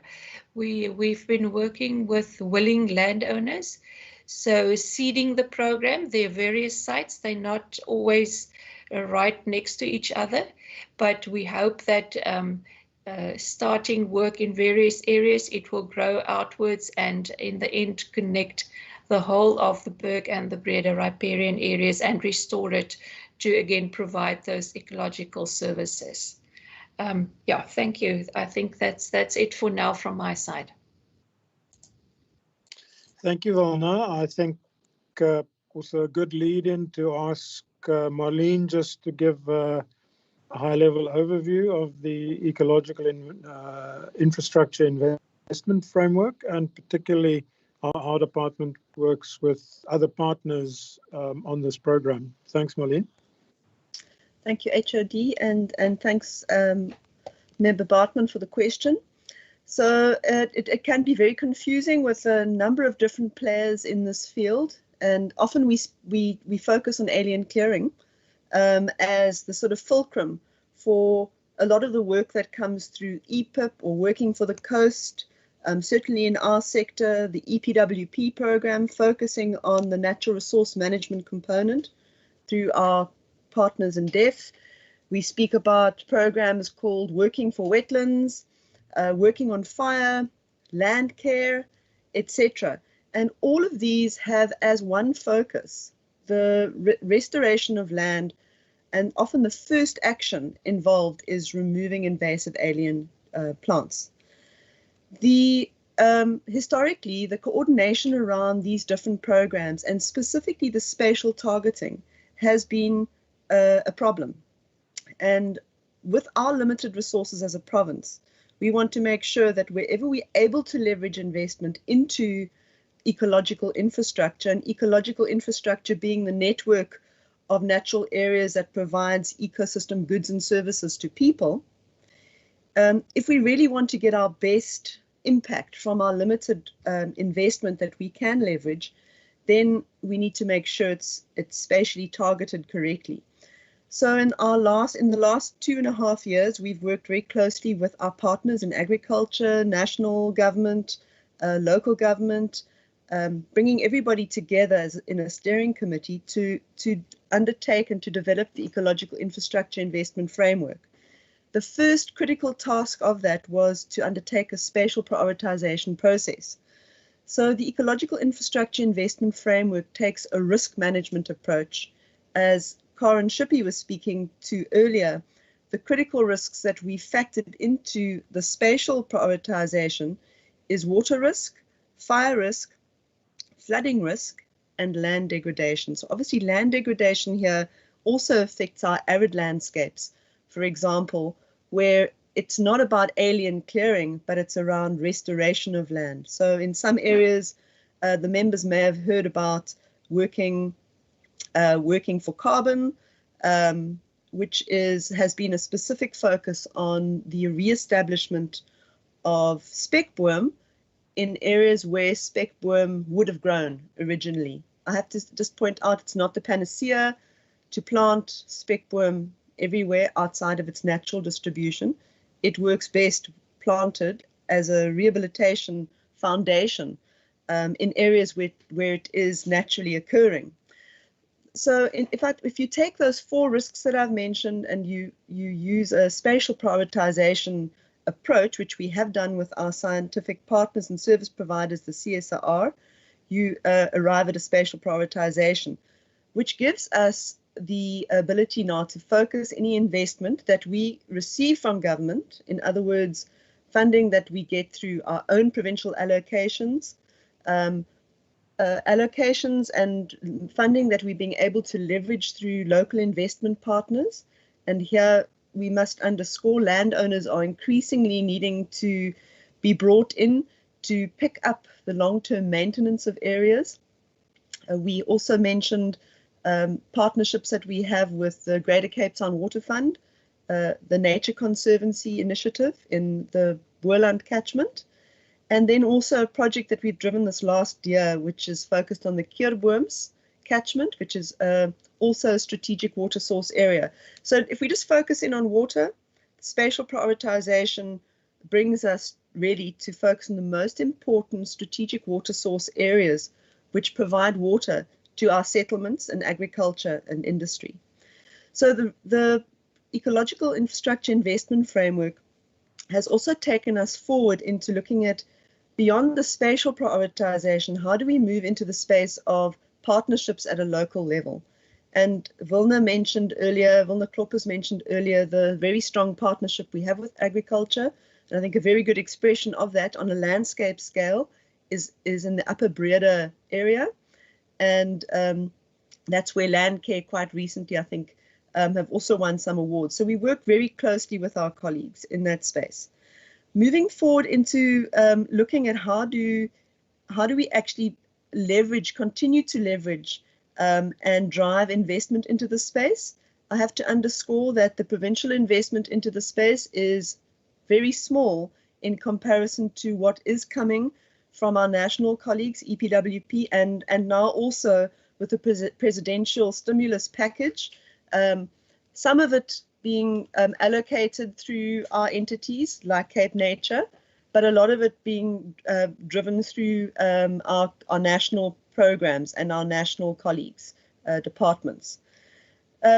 However, I think it's really important to also focus on how we are trying to drive the biomass economy and to provide for a sustainable basis for invasive alien plants to be cleared from land as well. And also then always revisiting the reason why we're doing that, and that is ultimately to secure the ecosystem services coming from these natural systems. And then just finally to respond in brief, the issue around assistance to landowners that may not have means or be part of a collective that can drive clearing. Local government is a very important partner in this space, and specifically working with local municipalities. So the two options for landowners that find themselves in a position, either they are agriculture and we are able to link them up with an agricultural program, or otherwise we need to drive local government into the space where it is supporting local landowners to be able to comply with the regulations. So that is critical, but I wanted also just to point out to Member Bartman that those areas may not necessarily come up as a priority in terms of water provision at a strategic level, but nonetheless are important at a local level, also in stopping the spread of these plants. So I hope I've answered your question. Back to you, HOD. Thank you. Thank you, Marlene. Chair, I hope that we've fully covered Member Bartman and the various questions. If we move on to Member Maseko, the waste management and support to our municipalities, Eddie, over to you. Thank you, Honourable Maseko, for the question. We'll ask the builder quickly just to stop for a moment while I'm answering, apologising for that. We see that districts can play quite a crucial role in waste management. The policy that we're trying to follow to make waste management more resilient is in any case a regional cooperation model, where districts play a very, very important role. And as my HOD has mentioned, during COVID, the pandemic, we've seen this unprecedented sort of increase of illegal dumping. And we had very good examples. For example, the Garden Route municipality, where the district municipality sort of start providing support and also was sponsoring the cleanup process. And in the other region, all the other regions is covered basically by district waste management forums, where the district municipalities are playing quite a crucial role in pulling all the municipalities together. But then specifically going back to the rivers and in informal areas in the plastics, we do see that we are fortunate that we had very, very good access to refuse removal services in this province, the best in the country. But there is these areas where it's not so well serviced, like in the informal areas. And we did start concentrating there. And in the previous year, we did spend a bit of time. We did a project which we looked at the status quo at informal settlements in our province. And we work very closely with these informal settlements. What we found is that although municipalities are trying their utmost and they're providing good services, that they still do it as they're planning for these communities. We didn't find out specifically that the way is long gone. We shouldn't do that. We should plan with it. And we follow an approach now of co-design with these communities. Through these interactions, we developed a decision support tool where we looked at different business models and service models, and we're making that available to municipalities, and also start driving the co-design principle where you plan with the communities and not for the communities. And we've seen in instances where they started implementing it that we start seeing success in this regard. Another thing that will also impact on where waste sort of go into the environment and also into rivers is the extended producer responsibility tool that the National Department is using and implementing. It was extended now, the implementation, into 5th of May. And there they cover 3 waste streams: packaging waste, electronic waste, and also lighting waste. And the packaging waste is also include the plastics. And these a product responsible organization will have to valorize the waste material to make sure that it do end up not in the rivers, but they do end up then where it can be recycled and be reused. And we do believe that that's quite an important aspect that's been implemented. We don't see it as the can I say, a silver bullet, but it's going to do quite a lot, because suddenly there will be a value in this material, and most probably it will not be thrown away, but rather into a container that will be taken away. So there's a different multi-pronged approach that's actually needed with this. And our partners here, in this case, the municipalities, are doing great work. As I said, we provide them now with a decision support tool, which they can use. And the important thing is they start working with them, with the communities in these areas, to have their services that's accessible and easy to use, and also that is because you can't just apply a blanket approach, and a service that's working in the metro will probably not work in Bitterfontein, or it will not work in Plettenberg Bay. So you have to look at your local circumstances with your communities, get their buy-in, and then design a system that's affordable, that can be done, and that everybody supports. I hope it answers your question. Thank you. Thank you, Eddie. If we then move on to the Member Maseko's second question was around human settlements in some of our rural towns that are near rivers and pollution of the river environments. Vilna? Thank you, HOD. Thank you, Member Maseko, for the question. I think I will just build on to some of what Eddie's already mentioned, also of the work that they do on the waste stream. So I think, there are many aspects to it. Often informal settlements develop in areas where people are actually most vulnerable. So as you mentioned, on riverbanks along the river, and they've subject to flooding and these kind of risks. and those are things that we need to address also through the municipalities and the Department of Human Settlements in terms of the planning. And from our side, we focus on the pollution aspect, as HOD has mentioned, and maybe just to highlight 2 projects that we have been involved with from that respect. The one is the Langrug settlement close to Franschhoek, and then more recently also in Verliesdorp, the informal settlement of Pukum and Guniwe. So what we've tried to do in these settlements, firstly in Langrug area, is to work with the community. The community is often very resilient and very creative. And because there are often not space for normal infrastructure, they make their own plans.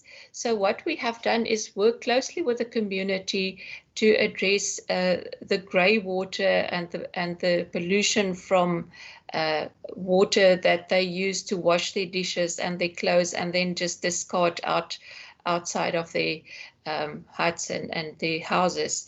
And we've assisted them and taken their creative ideas by providing a basic filter system where it's like a swimming pool filter box, a plastic box with sponge and a type of filter on top, so that you can filter out the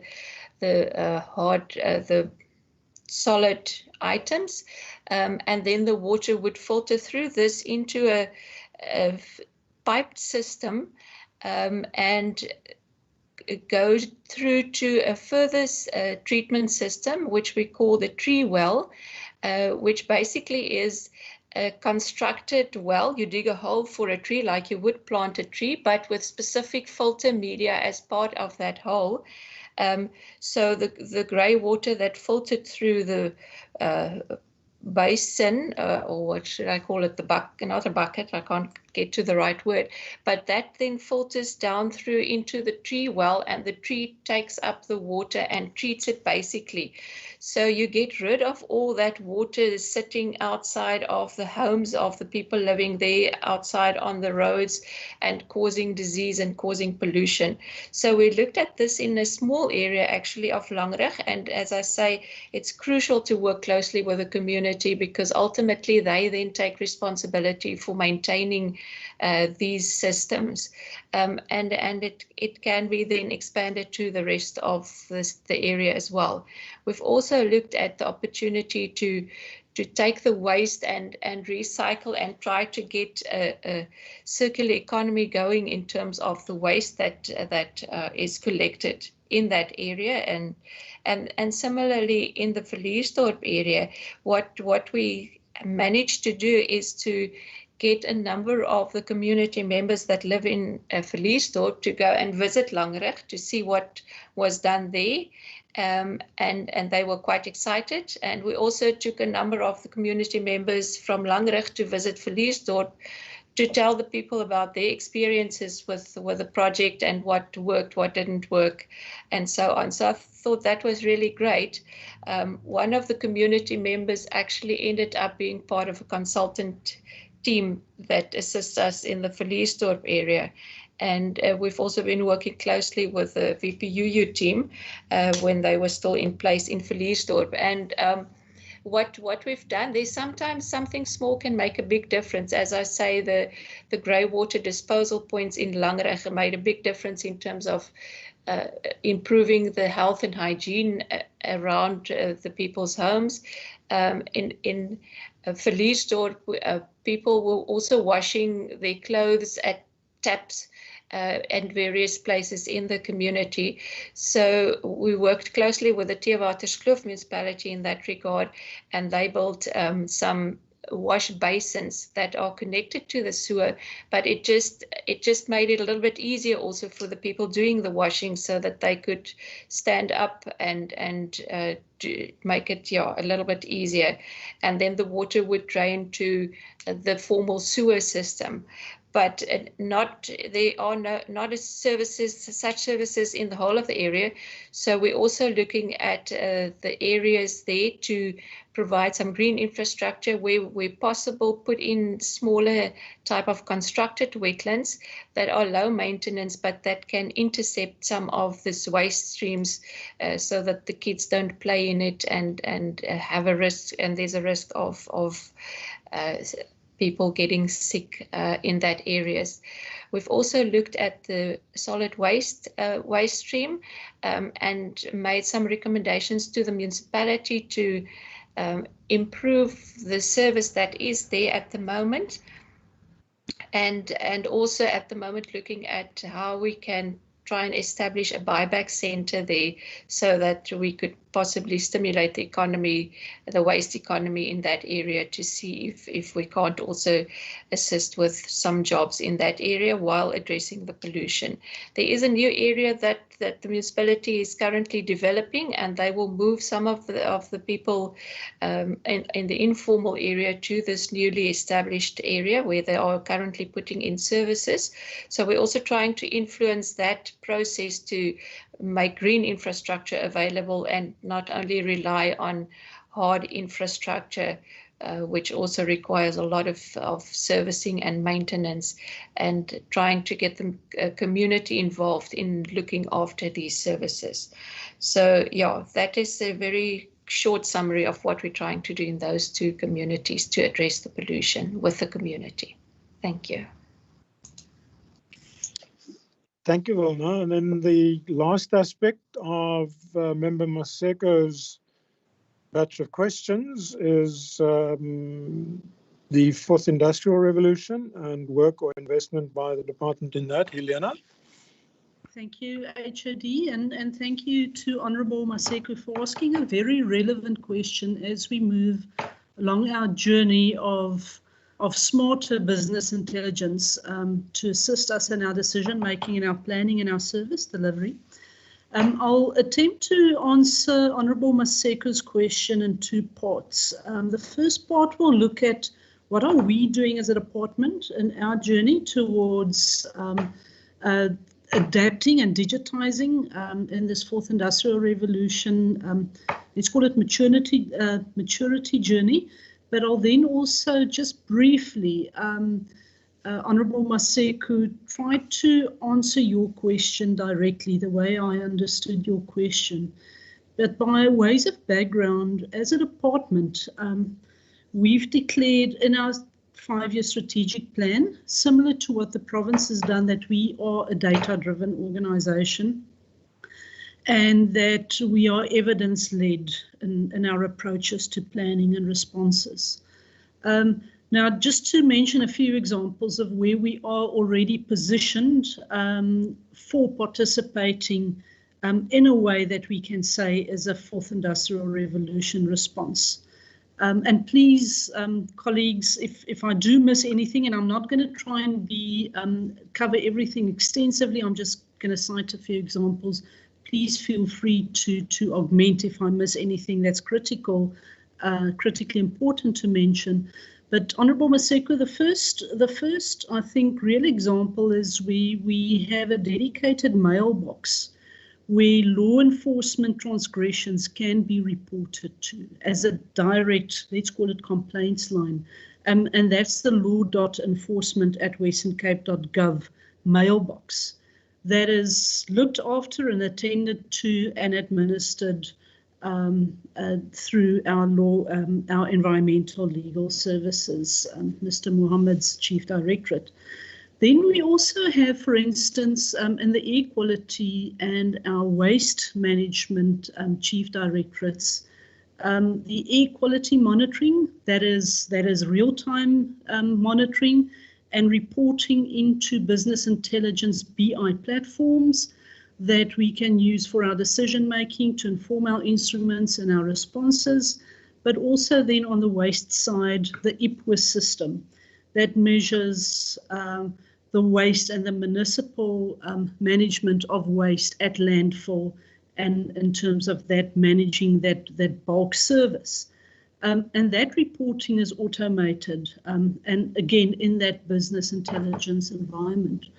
The third aspect, I think, is that's worth mentioning is our department is on its own what we call digital transformation journey, where a number of our processes are being digitized, are being automated. And I'm not going to mention them all.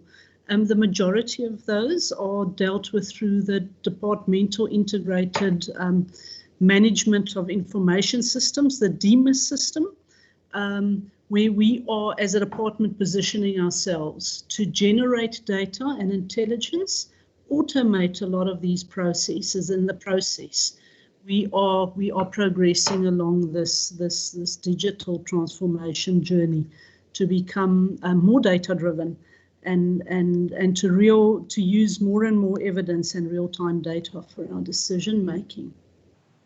A similar process is also happening at a provincial level, where as part of the recovery plan, the province has embarked upon what they call the digital transformation strategy. And there are very specific work streams looking at digitizing and automating processes that addresses in the first instance the needs of the most vulnerable and the poorest of the poor communities to access government services better and more equitably. But there's also a work stream that's looking at digitizing specific processes that will enhance job creation. So from an economic recovery point of view, that's what's happening at a provincial level. But it brings me, Honourable Maseko, to your question on what I interpret as a core question that perhaps relates to the municipal mandates, and that is, do we have any apps that the youth can, or anyone, for instance, can report any transgression or an area where there's high crime or an area where there was, and I interpret your question to fall within the waste domains and realms. Now I have to share with you, we travelled as a family for the first time this weekend since lockdown to the Southern Cape, and we travelled along the Worcester R62 into route. And I have to be honest, the change between now and 14 months ago is visible. It's notable. In very specific areas. You mentioned the rural areas, but not necessarily isolated just to the rural areas. And if I use waste as an example. So there is a noticeable change, also in terms of the growth of our urban areas. And perhaps the question relates back to our maturity and readiness to harness data and information and tap into the systems of our sister department of local government and their monitoring and support systems of municipal reporting. And for us to tap into that information and that intelligence to, for instance, enhance the response that Mr. Hanekom and Mrs. Klopper spoke to in terms of our responses, either in terms of cleaning, the management of air quality and or the management of waste. So from that point of view, it perhaps links to the question of our M&E responsibilities and our monitoring also of local government, how they are fulfilling their functions. But certainly the amounts of waste is noticeably more, and more people are burning waste that we saw over the weekend instead of where traditionally the skips would be available. Those skips are not necessarily there. So it comes down to our maturity and our partnerships that we will develop going forward, possibly in partnership with DLG in monitoring what is reported to those apps. And many of our municipalities have apps where members of the community or society can report an incident or can report a spillage. But we will, in our journey along that maturity, possibly in future be able to tap into that intelligence to specifically hone our responses in delivering that support function to our municipalities, and for the capacity building and communication with our communities, as eloquently set out by both Eddie and Vilna. Thank you, HOD. Thank you, Elena. I think, Chair, that concludes the responses to Member Maseko. If we then come to your set of questions, Chairperson. Sorry, Mr. Van Zyl, HOD. If I might just come in here, I wonder if this is not a good time, perhaps just to suspend proceedings for 10 minutes. Some of our members have been in meetings since very early this morning, and I think maybe in need of just a quick break. So if it's fine with you, if we could suspend proceedings for about 7 minutes now, and then regather. I trust that would be fine with you as well. Thank you, Chairperson. No problem. Good. Thank you. And also, Minister Bradell, I trust that is good with you as well. It's fine with me. Good. Thank you very much for understanding. And honourable members, please, if I could ask that you remain online, but you're welcome to just quickly go and rush off if you have urgent things to do. Can we rejoin then in let's say 22:11, please? Thank you.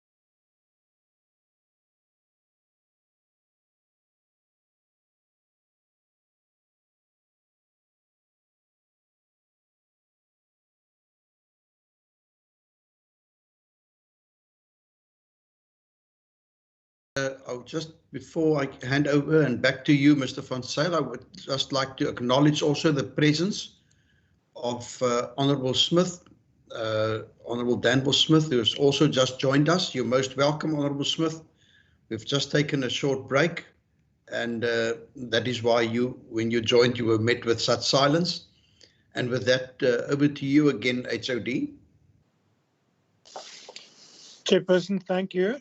If we then go into your batch of questions, the first one about the comparative budget statistics for the RCEP program, Francois West. Thank you, HOD, Honourable Chair and members. Yes, the expenses or the budget for the past 6-7 years was about 10 million and 30 million. It varied according to rollovers that were taken to the next year's budget. So one can say there was an average of about 20 million over the years. So maybe then the next aspect is then why was it reduced? And the answer is obvious in terms of the cost cutting that had to be implemented. And it may be fair to say that the department is in a quite difficult position with the high component of cost of employment of staff.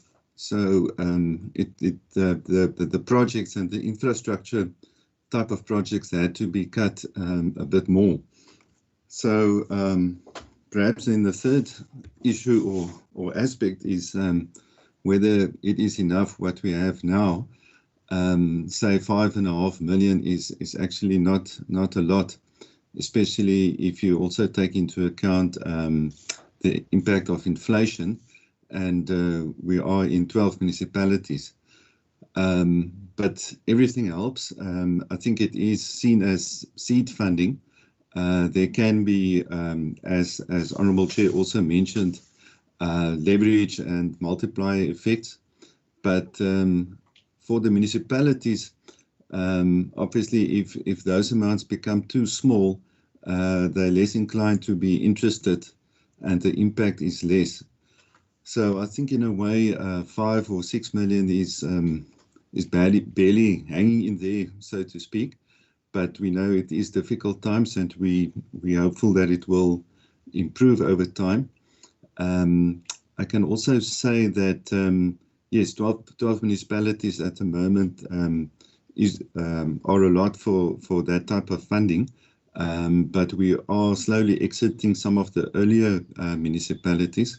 But we're also trying to enter new municipalities that expressed interest, such as Esekwa and Swellendam.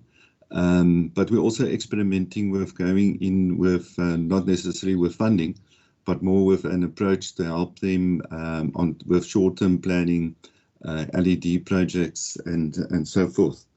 So yes, I hope that helps. Thank you, Francois. If we then move to two budget-related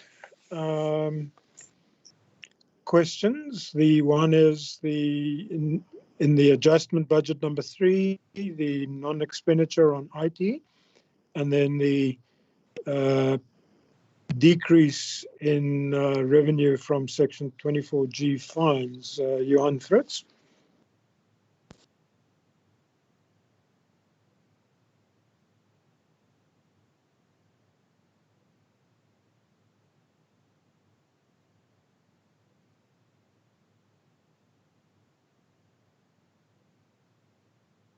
Johannes, you're still muted if you're talking.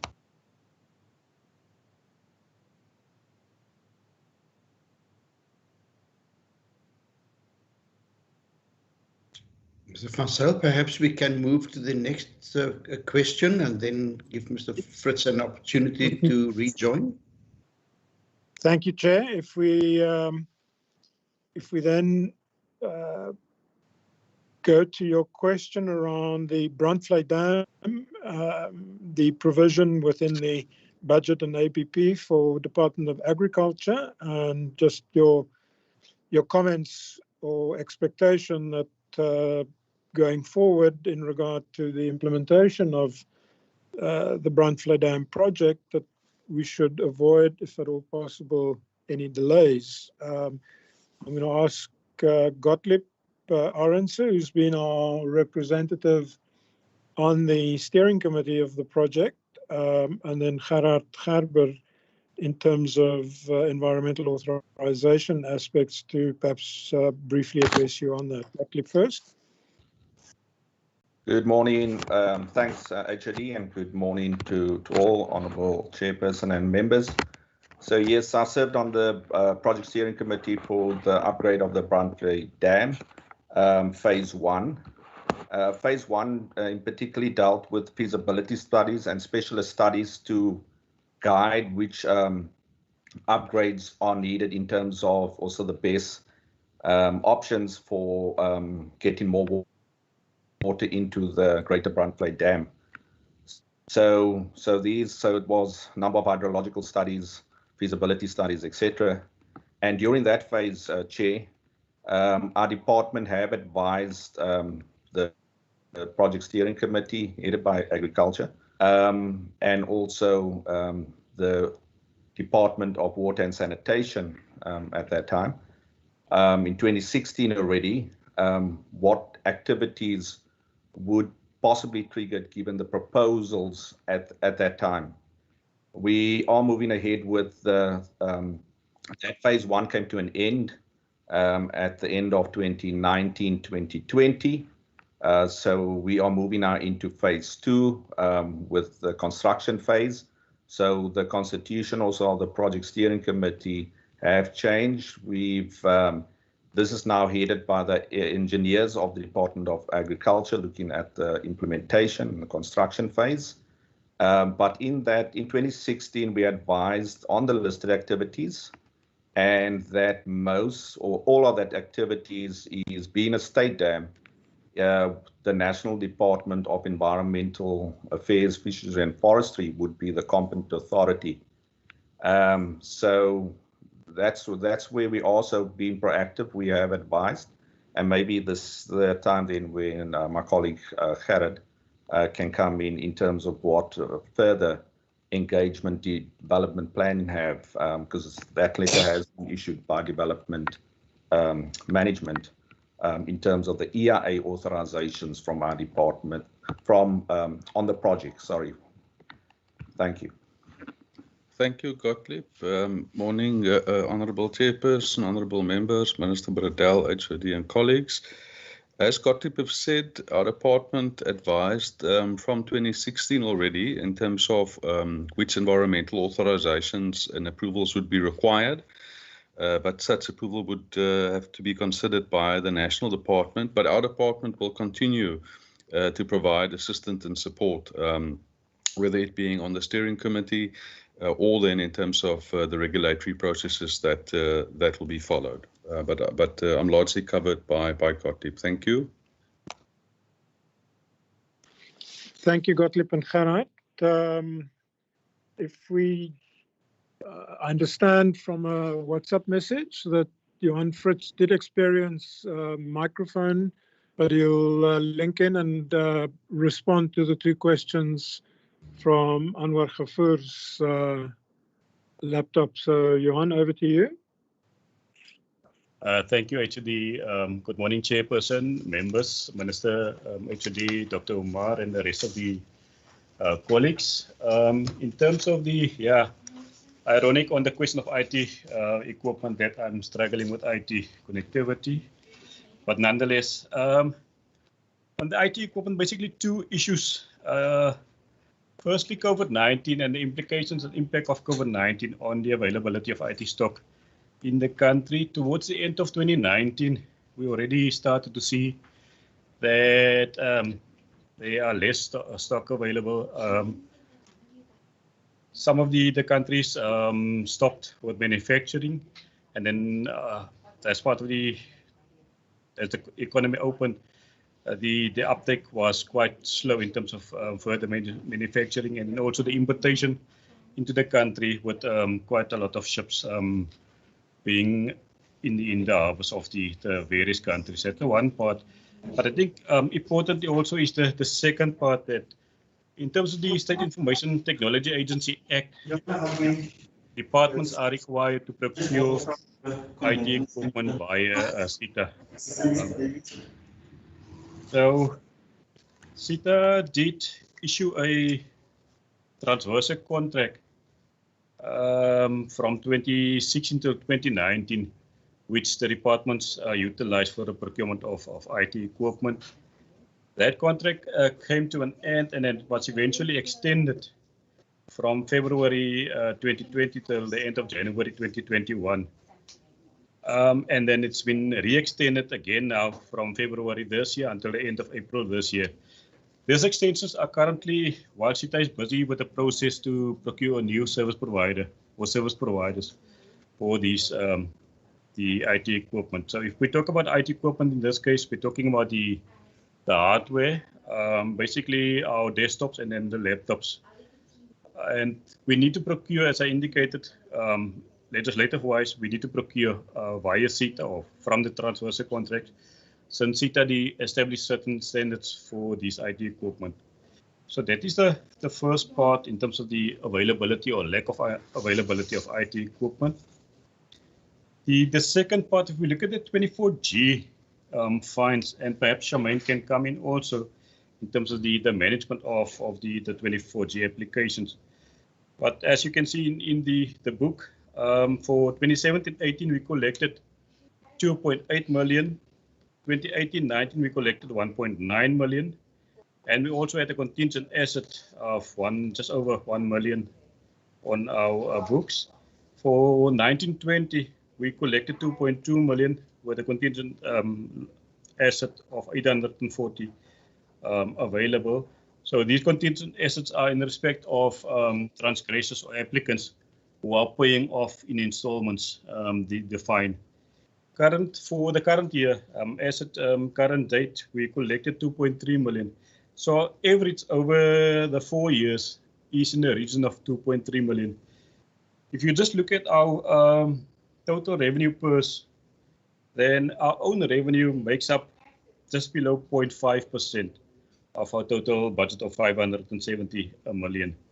Of our own revenue, this is the revenue collected by the department. The 24G is the biggest portion, biggest contributor at 72%. So as I indicated, our average is in the region of 2.3 million. What we projected as part of our revenue budget is just over 2 million or about 2 million for 24G. It is a process that we need to go through, and perhaps Charmaine can speak to the management part of the 24G applications. So it's not that easy to estimate what the future collection from 24G will be. Thank you, HOD and Chairperson. Johan, thank you. Charmaine, do you want to add to the latter part? Thank you, HOD Piet, Honourable Chairperson, and all dignitaries acknowledged. Good morning. No, it is correct. It's a process that is described in detail by legislation and also subordinate legislation. Now, the one change that we have made in this past financial year is that we normally gave the alleged transgressors 60 days in order to pay the fine. We've now reduced it to 30 days, and also after a fine has been determined, each and every alleged transgressor has got an appeal right. So most of the fines that are issued is taken on appeal, and that extends the whole process of finalizing the exact amount that needs to be paid. And it is, I'm only the delegated authority to determine the fines. The minister is the appeal authority pertaining to the fines, and he has got the discretion to reduce the fines based on the information that is placed before him on appeal. And that is also why one cannot predict in advance what the final amount will be that the alleged transgressor needs to be paid or needs to pay in order for the process to take on in another step, which would be then the finalization of the environmental authorization. But as I say, the one proactive decision that we took was to reduce that period of time of waiting for 60 days for payment to 30 days. I must also indicate that because of the economic climate that we are aware of and the situation that the taxpayers find themselves within, we are lenient in allowing an alleged transgressor to also pay back the fine in installments. But we try to reduce it to the fact that they can only pay it back within a specific financial year in order not to drag this process out. But as I say, we've got no control over or cannot predict the amount of fines that would be payable within a particular financial year. I hope that that also assists in answering the question. Thank you, Charmaine. Chair, then I think the last three questions you put to us will be responded to by Cape Nature. There was the overview on the damage by the recent fire in Franschhoek, Jonkershoek area. Slide 48, the tourism targets, and then permit holders and the keeping of records for wild animals. So over to Dr. Omar. Thank you, HOD, and thank you, Honourable Chair, for the questions. Just in terms of the fire and the fire that started in particular on the 21st of February earlier this year near our Hottentots Holland Nature Reserve, the particular fire that spread or that raged for over 2 weeks due to extreme heat conditions. Technically speaking, the media is correct to say that there's been no infrastructure damage, because infrastructure in that sense largely refers to large buildings, houses, dwellings, in particular businesses, etc. However, we did suffer infrastructure loss in terms of our hiking trails, and that is smaller. And in this regard, we refer to the signpost, some wooden bridges, fences, etc. That was damaged during the fire. But moreover, honourable members, it's the ecological infrastructure damage that is of concern to us. And in this regard, just looking at the hiking trails, the soil there has become hydrophobic due to the extreme heat conditions and has an impact on the stability for hiking and causing erosion, etc. So we are investigating that, and also just as a consequence of combating the fire, we also had 2 of our staff members who suffered severe injuries and is currently still in hospital, stable, but not out of the woods yet, 2 of the firefighters in that regard. So while there was no big infrastructure damage loss, there was infrastructure in terms of the hiking trails, smaller bits that's still being investigated, and then the ecological damage. Thank you, Chair. Oh yes, okay, I can go to the tourism question. Shiraz Ismail will respond to that slide. Over to you, Shiraz. Thank you, Madam CEO. I think we'll start with the tourism upgrade concern. We have actually increased that target. Previously, the target was 6 upgrades for the year.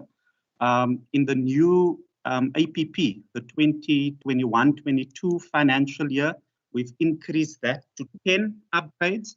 And I do think we need to distinguish between our routine and general maintenance versus this APP indicator. The routine general maintenance is what happens at a reserve level, at an operational level, and those are the routine things. Those are making sure your hiking trails are maintained, your boardwalks are being maintained. So those things are happening. They are not counted as part of this APP delivery.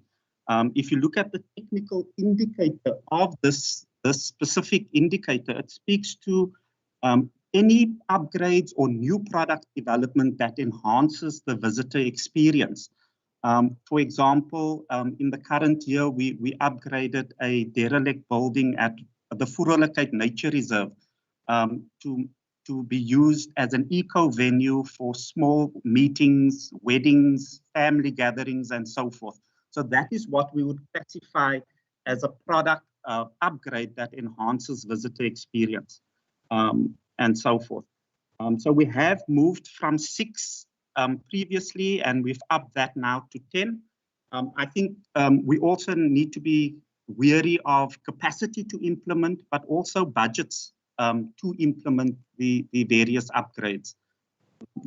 Again, if we look at the other one, the promotional activities, these 11 that we've identified are strategic, focused, and sustained campaigns.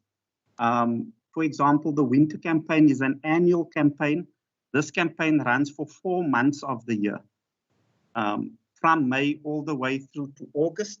And for that period, all we do is market our nature reserves, our discounts across multiple platforms, whether it be social media, broadcast, print media. So there are sustained events and activities which we measure the success of it, what we've put in, what's the return on our investment. If you look at the summer campaign, that campaign is also sustained. It's over a 3-month process that those campaigns run. So these are strategic events and activities that we've identified to drive occupancy and visitors to our reserves. Again, bearing in mind, we need to be considerate of the constant budget reductions coupled with capacity to implement these projects. That's all from my side. Thank you, Mr. Chair. Thank you, Raz. I think the last one about wild animal record keeping. Yes, thank you, HOD. Honourable Chair, you're absolutely correct. Facility owners need to keep records on the number of animals in captivity in terms of, I think it's Regulation 36(1) of the Nature Conservation Ordinance. They need to keep a proper register of all wild animals held in captivity in the facility. And if not, then they have transgressed the conditions of their permit, which in the case of the crocodiles has been, the permit has been suspended as we speak. Thanks, Chair. Chair, my notes are accurate, and I think we've fully responded to the 3 sets of questions. So over to you. No, thank you very much, Mr. Van Zyl, and thank you very much to all the members of your team for their responses. Honourable members, over to you. Are there any follow-up questions from your side? If I can just if you can just give me an indication by show of hands via the Teams platform. Good, thank you, Honourable Bartman, and then I see Honourable Smith wants to ask as well. Honourable Bartman, over to you.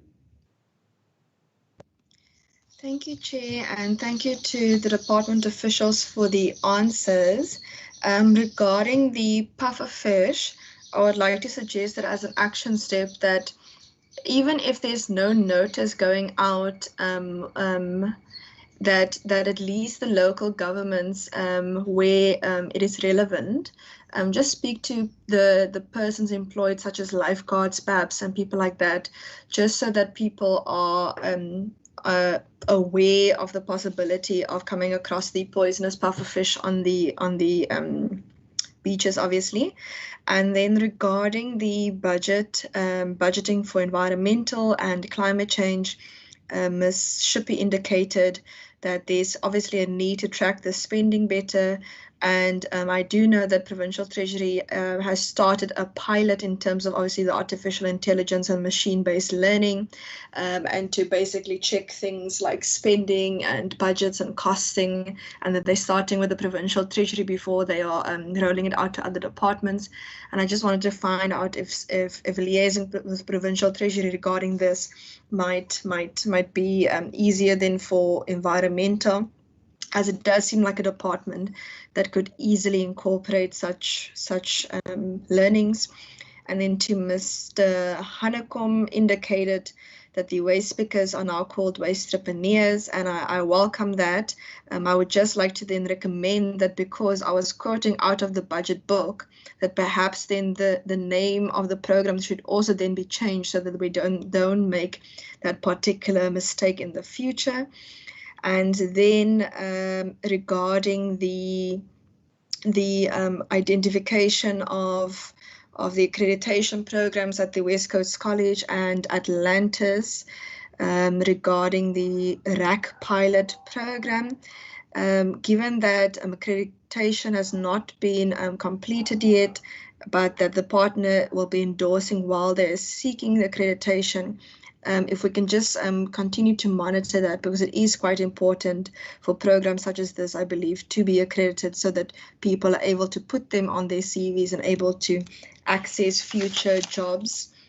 And then just regarding the alien clearing, obviously it has been mentioned that much of this is also within the national mandate, and I just want to find out maybe from either the HOD or the minister what the possibility is of the national government assisting with especially when it comes to private property, where people have already suffered from drought, people have already suffered from COVID, and now, for example, in some of our constituency, we have also a locust problem at the moment.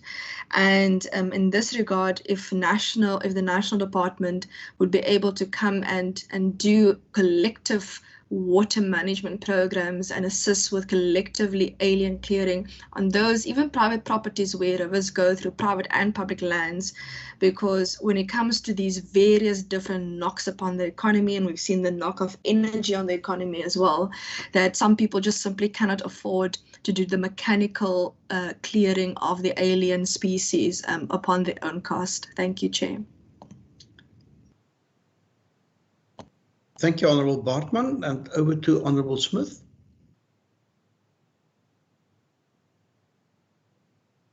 Chair, thank you so much. We hear you. Thank you.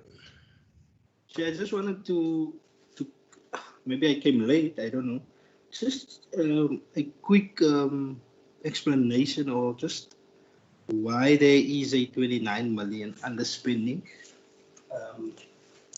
I don't know if someone asked, or but yeah, that's the question that I have from Cape Nature. Thank you. Good, thank you, Honourable Smith. Can I just ask then from my side, and I want to link on to Honourable Bartman's question regarding the accreditation.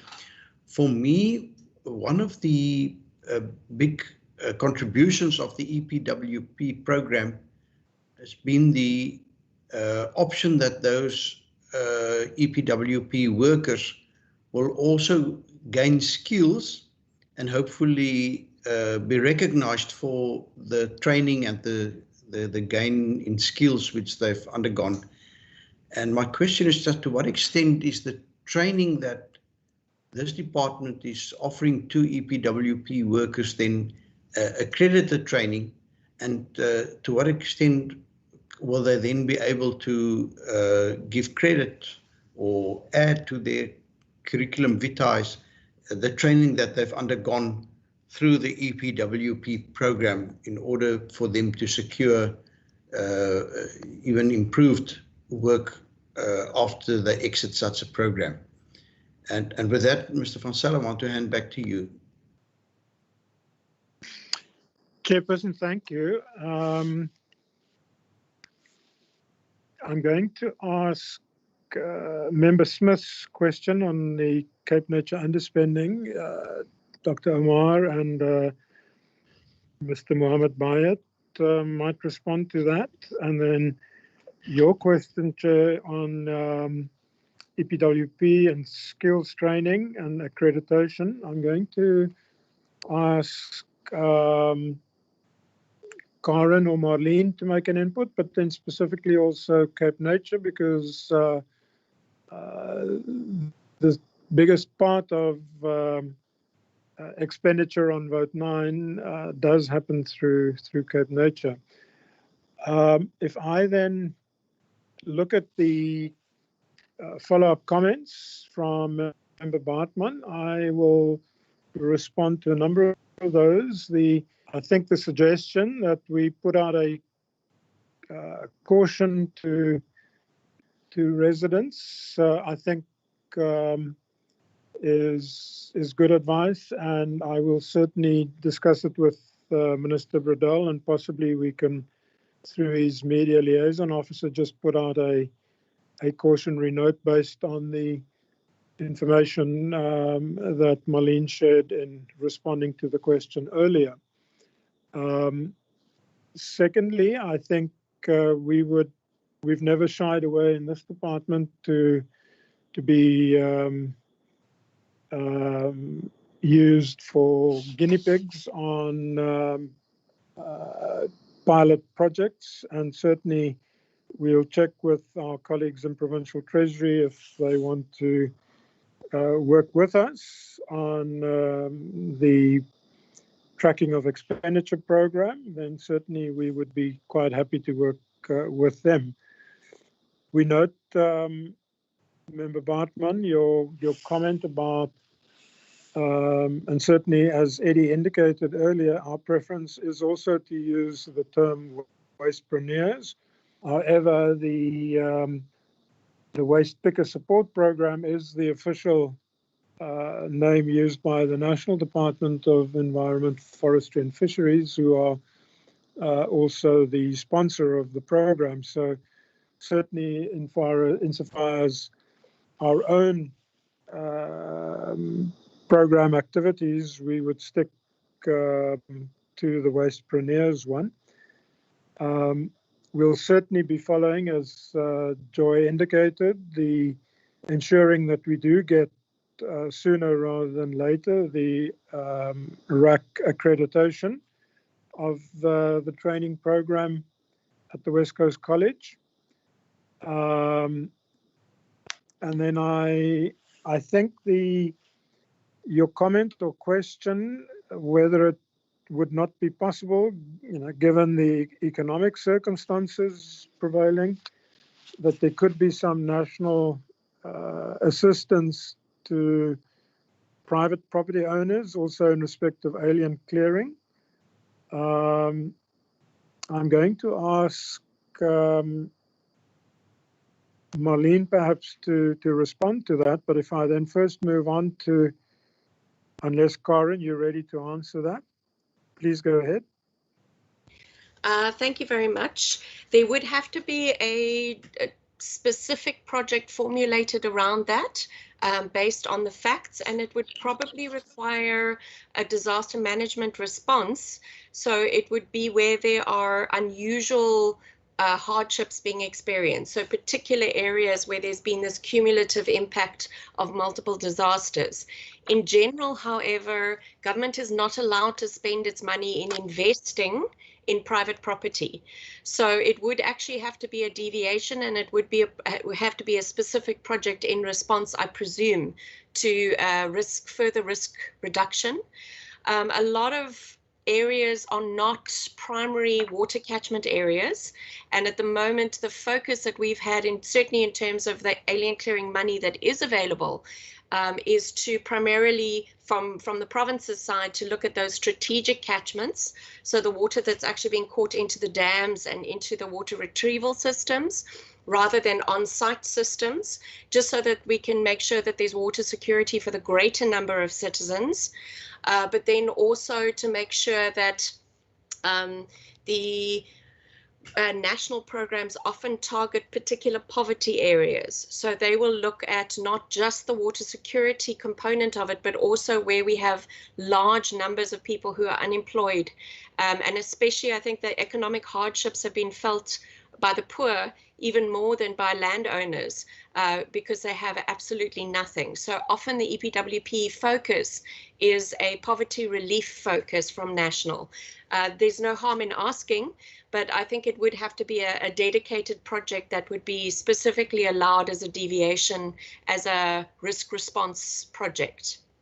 Then if I may just respond on the skills training for EPWP, we do have online Ron Makanya, who is the head of the sector for environment and culture for EPWP, and I will ask him now to just add to what I'm about to say. But in general, the principle being followed by all EPWP programs is that you train based on whatever work you have them doing. So, for example, those of our staff who work in nature reserves, for example, will get specific training on how to use saws, how to deal with snake bites, how to engage in that sort of wild environment, how to fight fires, etc. And all of those courses must be accredited so that somebody having had that experience can actually walk away and say, I'm certified to be able to work with herbicides, for example, or a chainsaw. So it is something that where they can actually keep that training and use it in future, which is quite beneficial. But Ron, I don't know if you want to add to that. Yeah, thanks, Karen. I mean, I think a lot of the training that's being undertaken in the sector is accredited, and I think for the reasons that the member has already mentioned. However, one thing to note is with accredited training comes huge expenses. So I think in the current constrained environment that we are currently operating in, it's more of a juggling and a balancing act just to make sure, I think we're getting all the needs that the sector is striving for out of the projects that we're implementing. And that's it from my side. Thanks, HOD. Thanks, Chairperson. Thanks, Karen. Thanks, Ron. I think that leaves us, Chair, with Member Smith's question on the underspending at the Cape Nature amount. So, Dr. Omar, or... Yeah. Thanks, HOD, honourable members and honourable member Smith.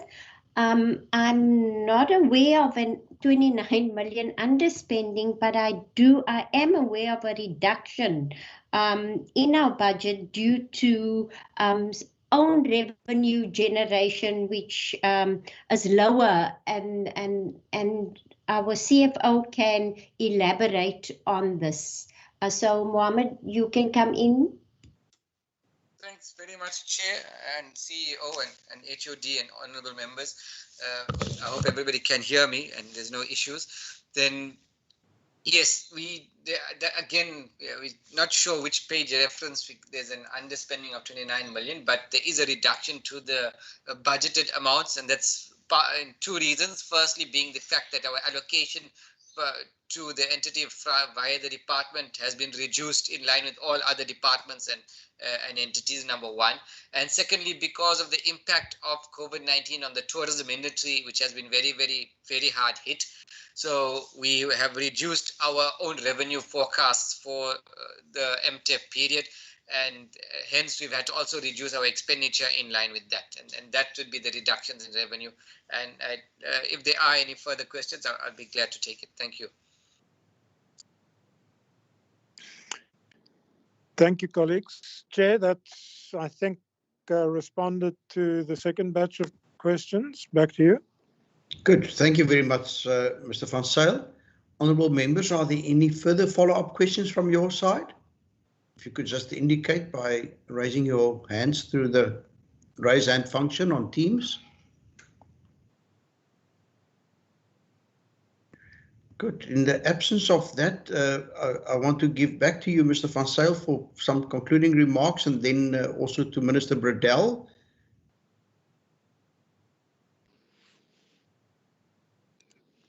Chairperson, thank you. I think from my side, really just to thank you and the members. It's always a nice, pleasant challenge to interface with your committee, and I think this time was no exception. I think that in the introductory presentation, we highlighted that we are making do with the bit that we have been given budget-wise. But as you picked up in some of the discussion around questions, we need to be doing much more. And particularly, if I remind you on my my sort of red line statement that it's not about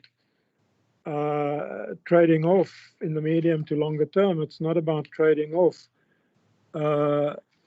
environmental concerns against the developmental concerns. We, in fact, do need to continually move into the space of that is required of us. And just to read it out again, it's not about trading off between spatial and ecological imperatives versus economic and social imperatives, but rather about spatial and ecological transformation that enables economic and social transformation. So, Chair, I leave you with that thought. And my last comment is just to request, we submitted on Friday to Shireen, we picked up 2 errata on page 53 and page 54, and a memo just detailing that was submitted to Shireen. So if we could ask for your committee's indulgence just to record that into the record of this meeting. So, Chair, with that from our side, thank you very much for the engagement. Thank you. And before I give over to any members of the public, can I just ask if there are any members of the public that would like to make input, if they could just indicate to our procedural officer in the meantime. And with that, Minister Bradell, over to you. Yeah, thank you, Chairperson, and thank you to the Standing Committee members. Always a pleasure to interact with you. Always nice also to see your passion for the environment. So to my team, thank you very much. They're doing great work under very difficult circumstances, and we must just keep it up. So again, for your oversight role over us, we appreciate it, and it's always a pleasure to interact with the Standing Committee. So thank you very much. Good, thank you. And before I indicate that you're welcome to leave, can I just ask from our procedural officer if she's had any indication from members of the public that also would like to make input regarding the budgets? Chairperson, no indication has been received. Thank you. Good, thank you very much, Ms. Niekerk. Then Mr. Van Zyl, Minister Bradell, I believe I speak on behalf of the committee if I say thank you very much for responding so elaborately to our questions. It is for us not only an opportunity to discuss the budgets, but also to get better insight into your work. You have a very proud history of being able to account, according to the Auditor General, for all the expenditure and for adhering to the rules regarding income and expenditure. Also to our entity, Cape Nature, I want to congratulate you again on that and say thank you very much. It is really easy for us then to discuss the budgets and to see money being allocated to you in the light of you being able to account for all of that in the past. So thank you very much. We as a committee will now be considering our views on these two budgets. And you're welcome to remain in the meeting, but you're also welcome. I am fully aware of the fact that we've already taken a lot of your valuable time. If you would like to exit this meeting at this point in time. So thank you very much again, and I hope you will all have a very good day. Members, please remain on this meeting so that we can consider the view of this committee on the budgets presented to us. So thank you very much. Thank you, Chair. Good. Thank you, Chair. Thank you, members. Goodbye. You go well. Thank you. Bye. Good. Thank you, honourable members. Can I first then put to you Bill 3 of 2021, the third adjustment appropriation bill. And if I could ask you as members just to indicate your views on this bill, whether we as committee should be supporting the bill or whatever views you would like to express. So honourable members, over to you. If I again can just see by raise of hands, and I see Honourable Bartman already. Honourable Bartman, first just on the third adjustments bill. Thank you, Chair. I would like to express the view and move that we support the vote. Thank you very much for that proposal. Honourable Maseku, your hand is raised. Thank you very much, Chair. Chair, I'm in support of the view that we support. Good. Thank you very much. Our fourth member in this meeting, Honourable Smith, do you have a view that you would like to express as well? Chairperson, thank you. Yes, we would like to make use of the privilege of the minority view under Rule 90. Chair, thank you. Thank you, Honourable Smith. I trust that you say that you are speaking on behalf of the ANC, and that we should be minuting that as your party's view. Correct, Chairperson. Thank you. Good. Thank you very much then. Then can I ask Mr. Niekerk, I see your hand is raised as well. Thank you, Chairperson.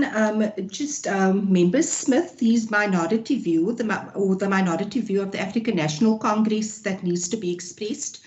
He didn't indicate what that minority view is. So if the member could just give me an indication of what the minority view is that we need to capture in the report. Thank you. Thank you, Honourable Smith. If I understand correctly, the question is whether you oppose the vote, whether you would like to, keep your options open to later indicate your support or non-support of this bill. If you could just give our procedural officer an indication, it would be appreciated. Chair, apologies for not being too clear. No, it is to not support the vote. Thank you. Good, thank you very much. Honourable Maseku, I see your hand is raised.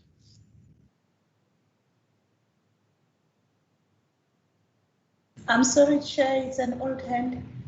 Thank you very much. Good. Ms. Niekerk, are you then able to quickly just present the report as you have it as a draft report on our screen so that we as committee can contemplate? Thank you. There we go, Chairperson. Thank you. Can I ask that you also slightly increase either the font size or the view, if you could make it perhaps a page width.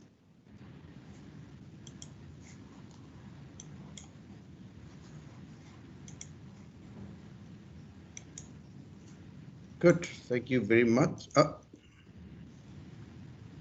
Good. There we are. Honourable members, I'm going to just read into the record then this report for consideration by the committee. This is report of the Standing Committee on Agriculture, Environmental Affairs and Development Planning on vote 9, which is Environmental Affairs and Development Planning, in the schedule to the Western Cape Third Adjustments Appropriation Bill 2020-2021. financial year B3 2021, dated the 23rd of March 2021 as follows. The Standing Committee on Agriculture, Environmental Affairs and Development Planning, having deliberated on the subject of Vote 9, Environmental Affairs and Development Planning, in the schedule to the Western Cape Third Adjustments Appropriation Bill 2020-2021 financial year, Bill B3 2021, refer to it in accordance with Standing Rule 188, reports that it supports the vote. In accordance with Standing Rule 90, the African National Congress expressed its minority view that it does not support the vote. Honourable members, are you happy for us to adopt this report? Your response? Honourable Bartman? Thank you, Chair. I move that we adopt this report. Thank you. Honourable Maseko, I see you're unmuted.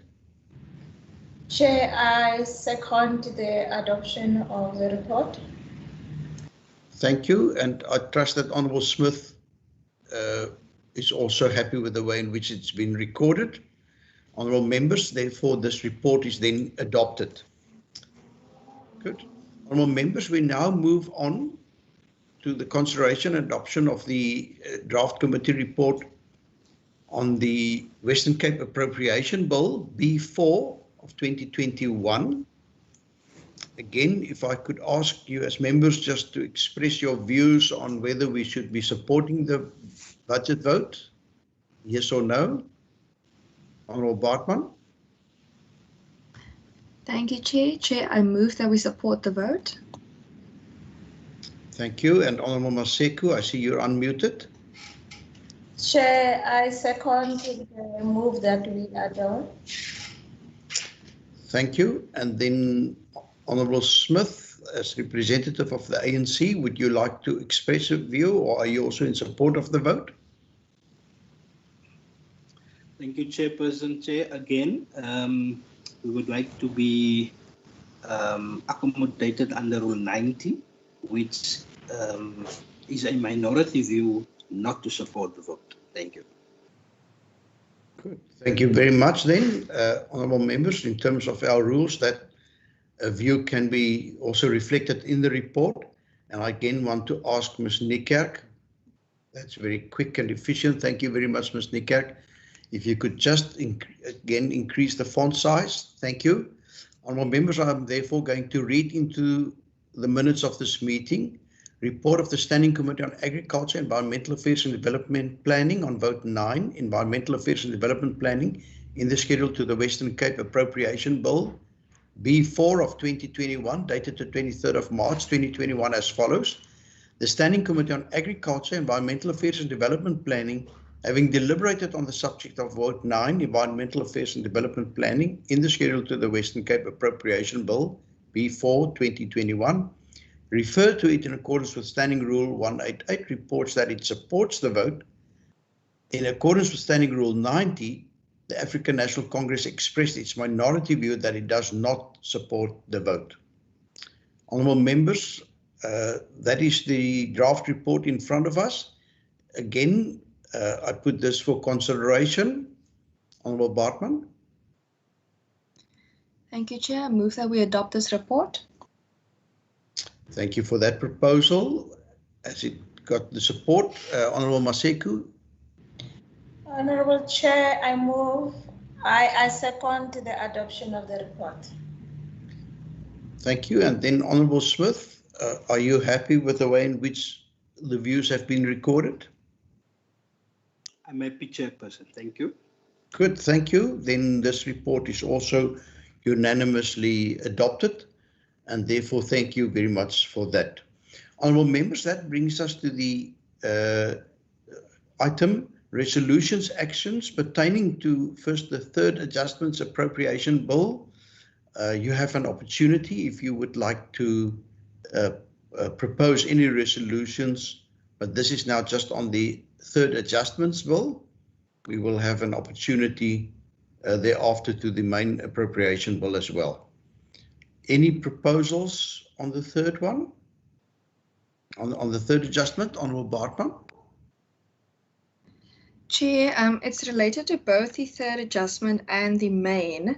And I think that, I don't know about other constituencies, but in my particular constituency in Laingsburg, alien clearing, invasive alien plants is a very, very big problem.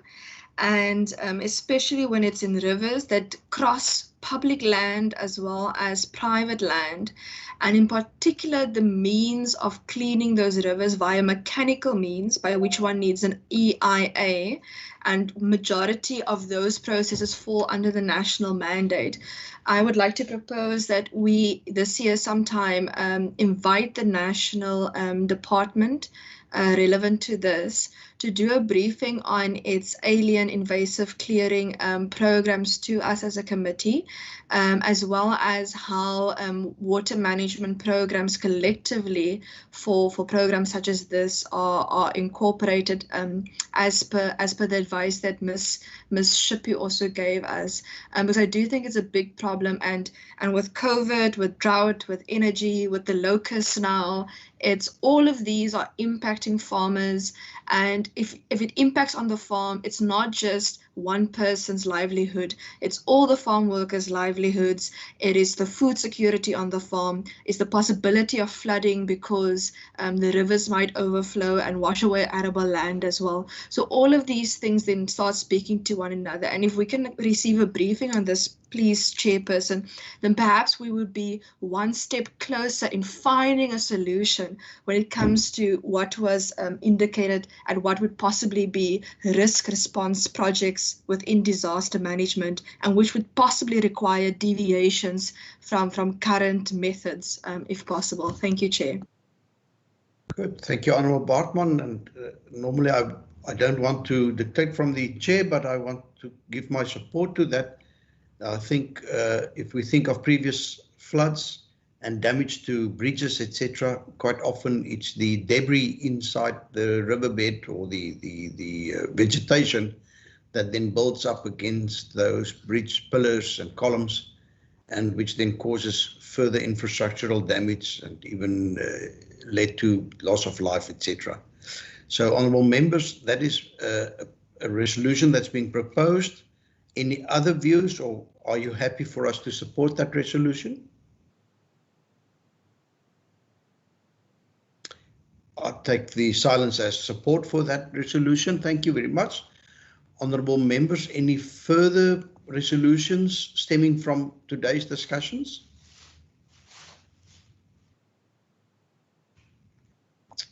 Good. It seems then to me as if that is the only resolution for now.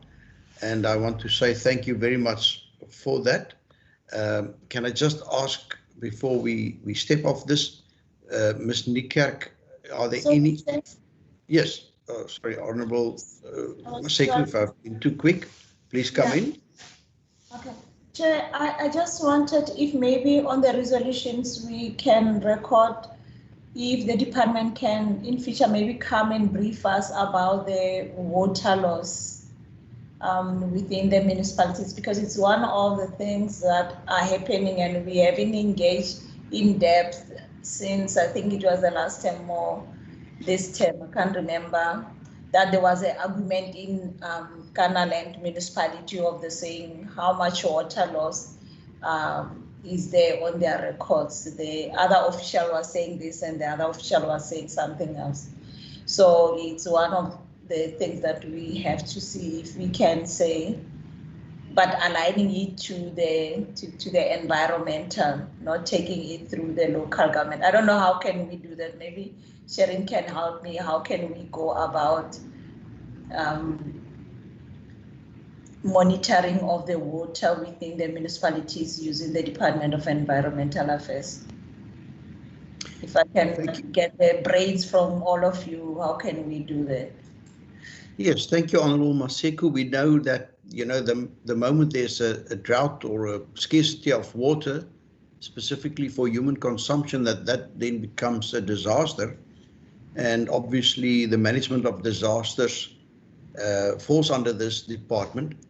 And it seems to me, if I understood today's presentation correctly, that there's a move towards, you know, not waiting for the disaster to happen, but for the disaster to be managed by being proactive. And I think in that regard, it's my take that we as a committee are quite entitled to formulate a question in this regard or a resolution for the department to come and perhaps address us on water losses and how that link to risks in terms of the non-availability of water for particularly human consumption. Honourable members, I put that then to the committee. Does it carry your support as well? Support. Supported then. Thank you. Honourable Smith.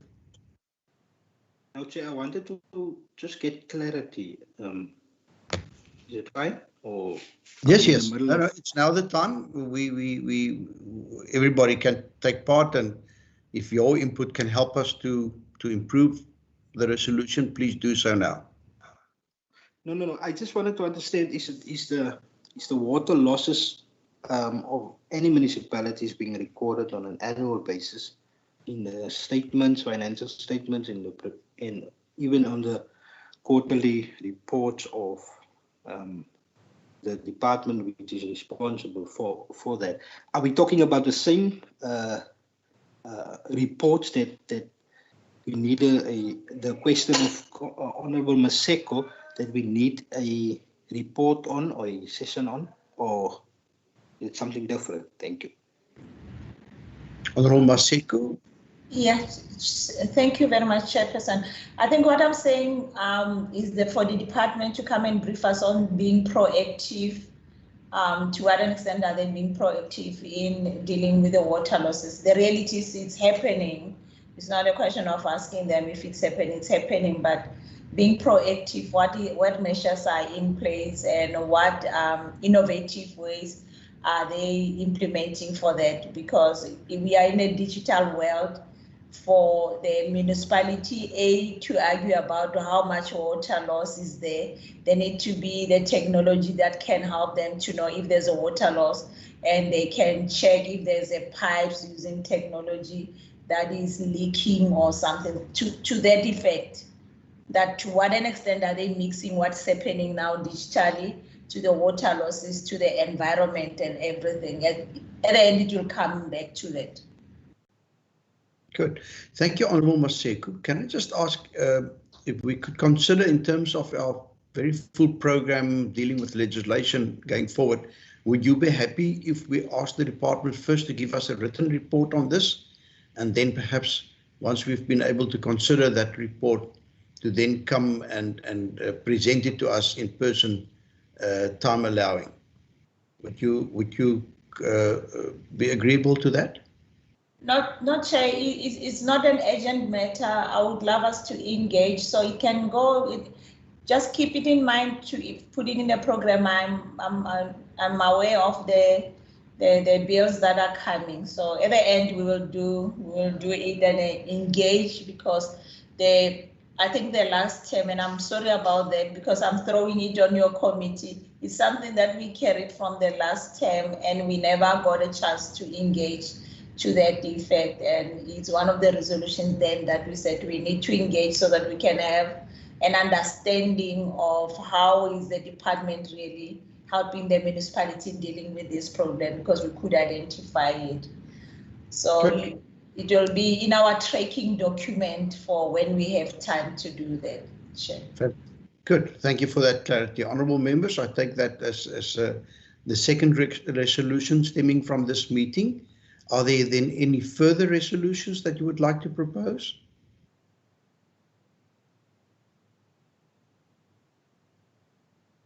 None from your side, honourable members. Then I want to say thank you very much for that. Perhaps Ms. Nikak, if you could just indicate, we are meeting tomorrow as a committee as well. If you could just give us an indication of our program going forward. Also, whether for today's meeting, what is there anything that you expect of us? Thank you, Chairperson. Today's meeting all wrapped up. That's fine. Our next meeting is tomorrow at 1 o'clock, and that will be when the committee compiles its negotiating mandate on the Ultra Bill. Just to let members know that the closing date for submissions was yesterday. I've received 3 submissions, 2 of which were just responses from the Department of Human Settlements and the Department of Economic Development and Tourism, saying no comment on the bill. And the 3rd comment received was from our Provincial Department of Agriculture. And our Provincial Department will be present in the meeting tomorrow afternoon. So what I've done is the submission received, the comment from the Department of Agriculture has now been forwarded to our legal advisor for him to have a look at before the committee meets tomorrow. The comment has not, due to time frame, it has been sent to our National Department of Rural Development, but I'm not sure if we will receive a response in time for tomorrow's meeting. So that's where we are in terms of the Ultra Bill, Chairperson. Thank you. Thank you very much. And then, honourable members, I want to say thank you very much for your input this morning, your active participation in the meeting, and for helping us to finalise our reports. I believe we don't need now to adopt the reports at the follow-up meeting. It's been done, and therefore I want to say thank you very much. I wish you all a very good day going forward. And with that, honourable members, looking forward to seeing you tomorrow, and this meeting is then adjourned. Thank you so much.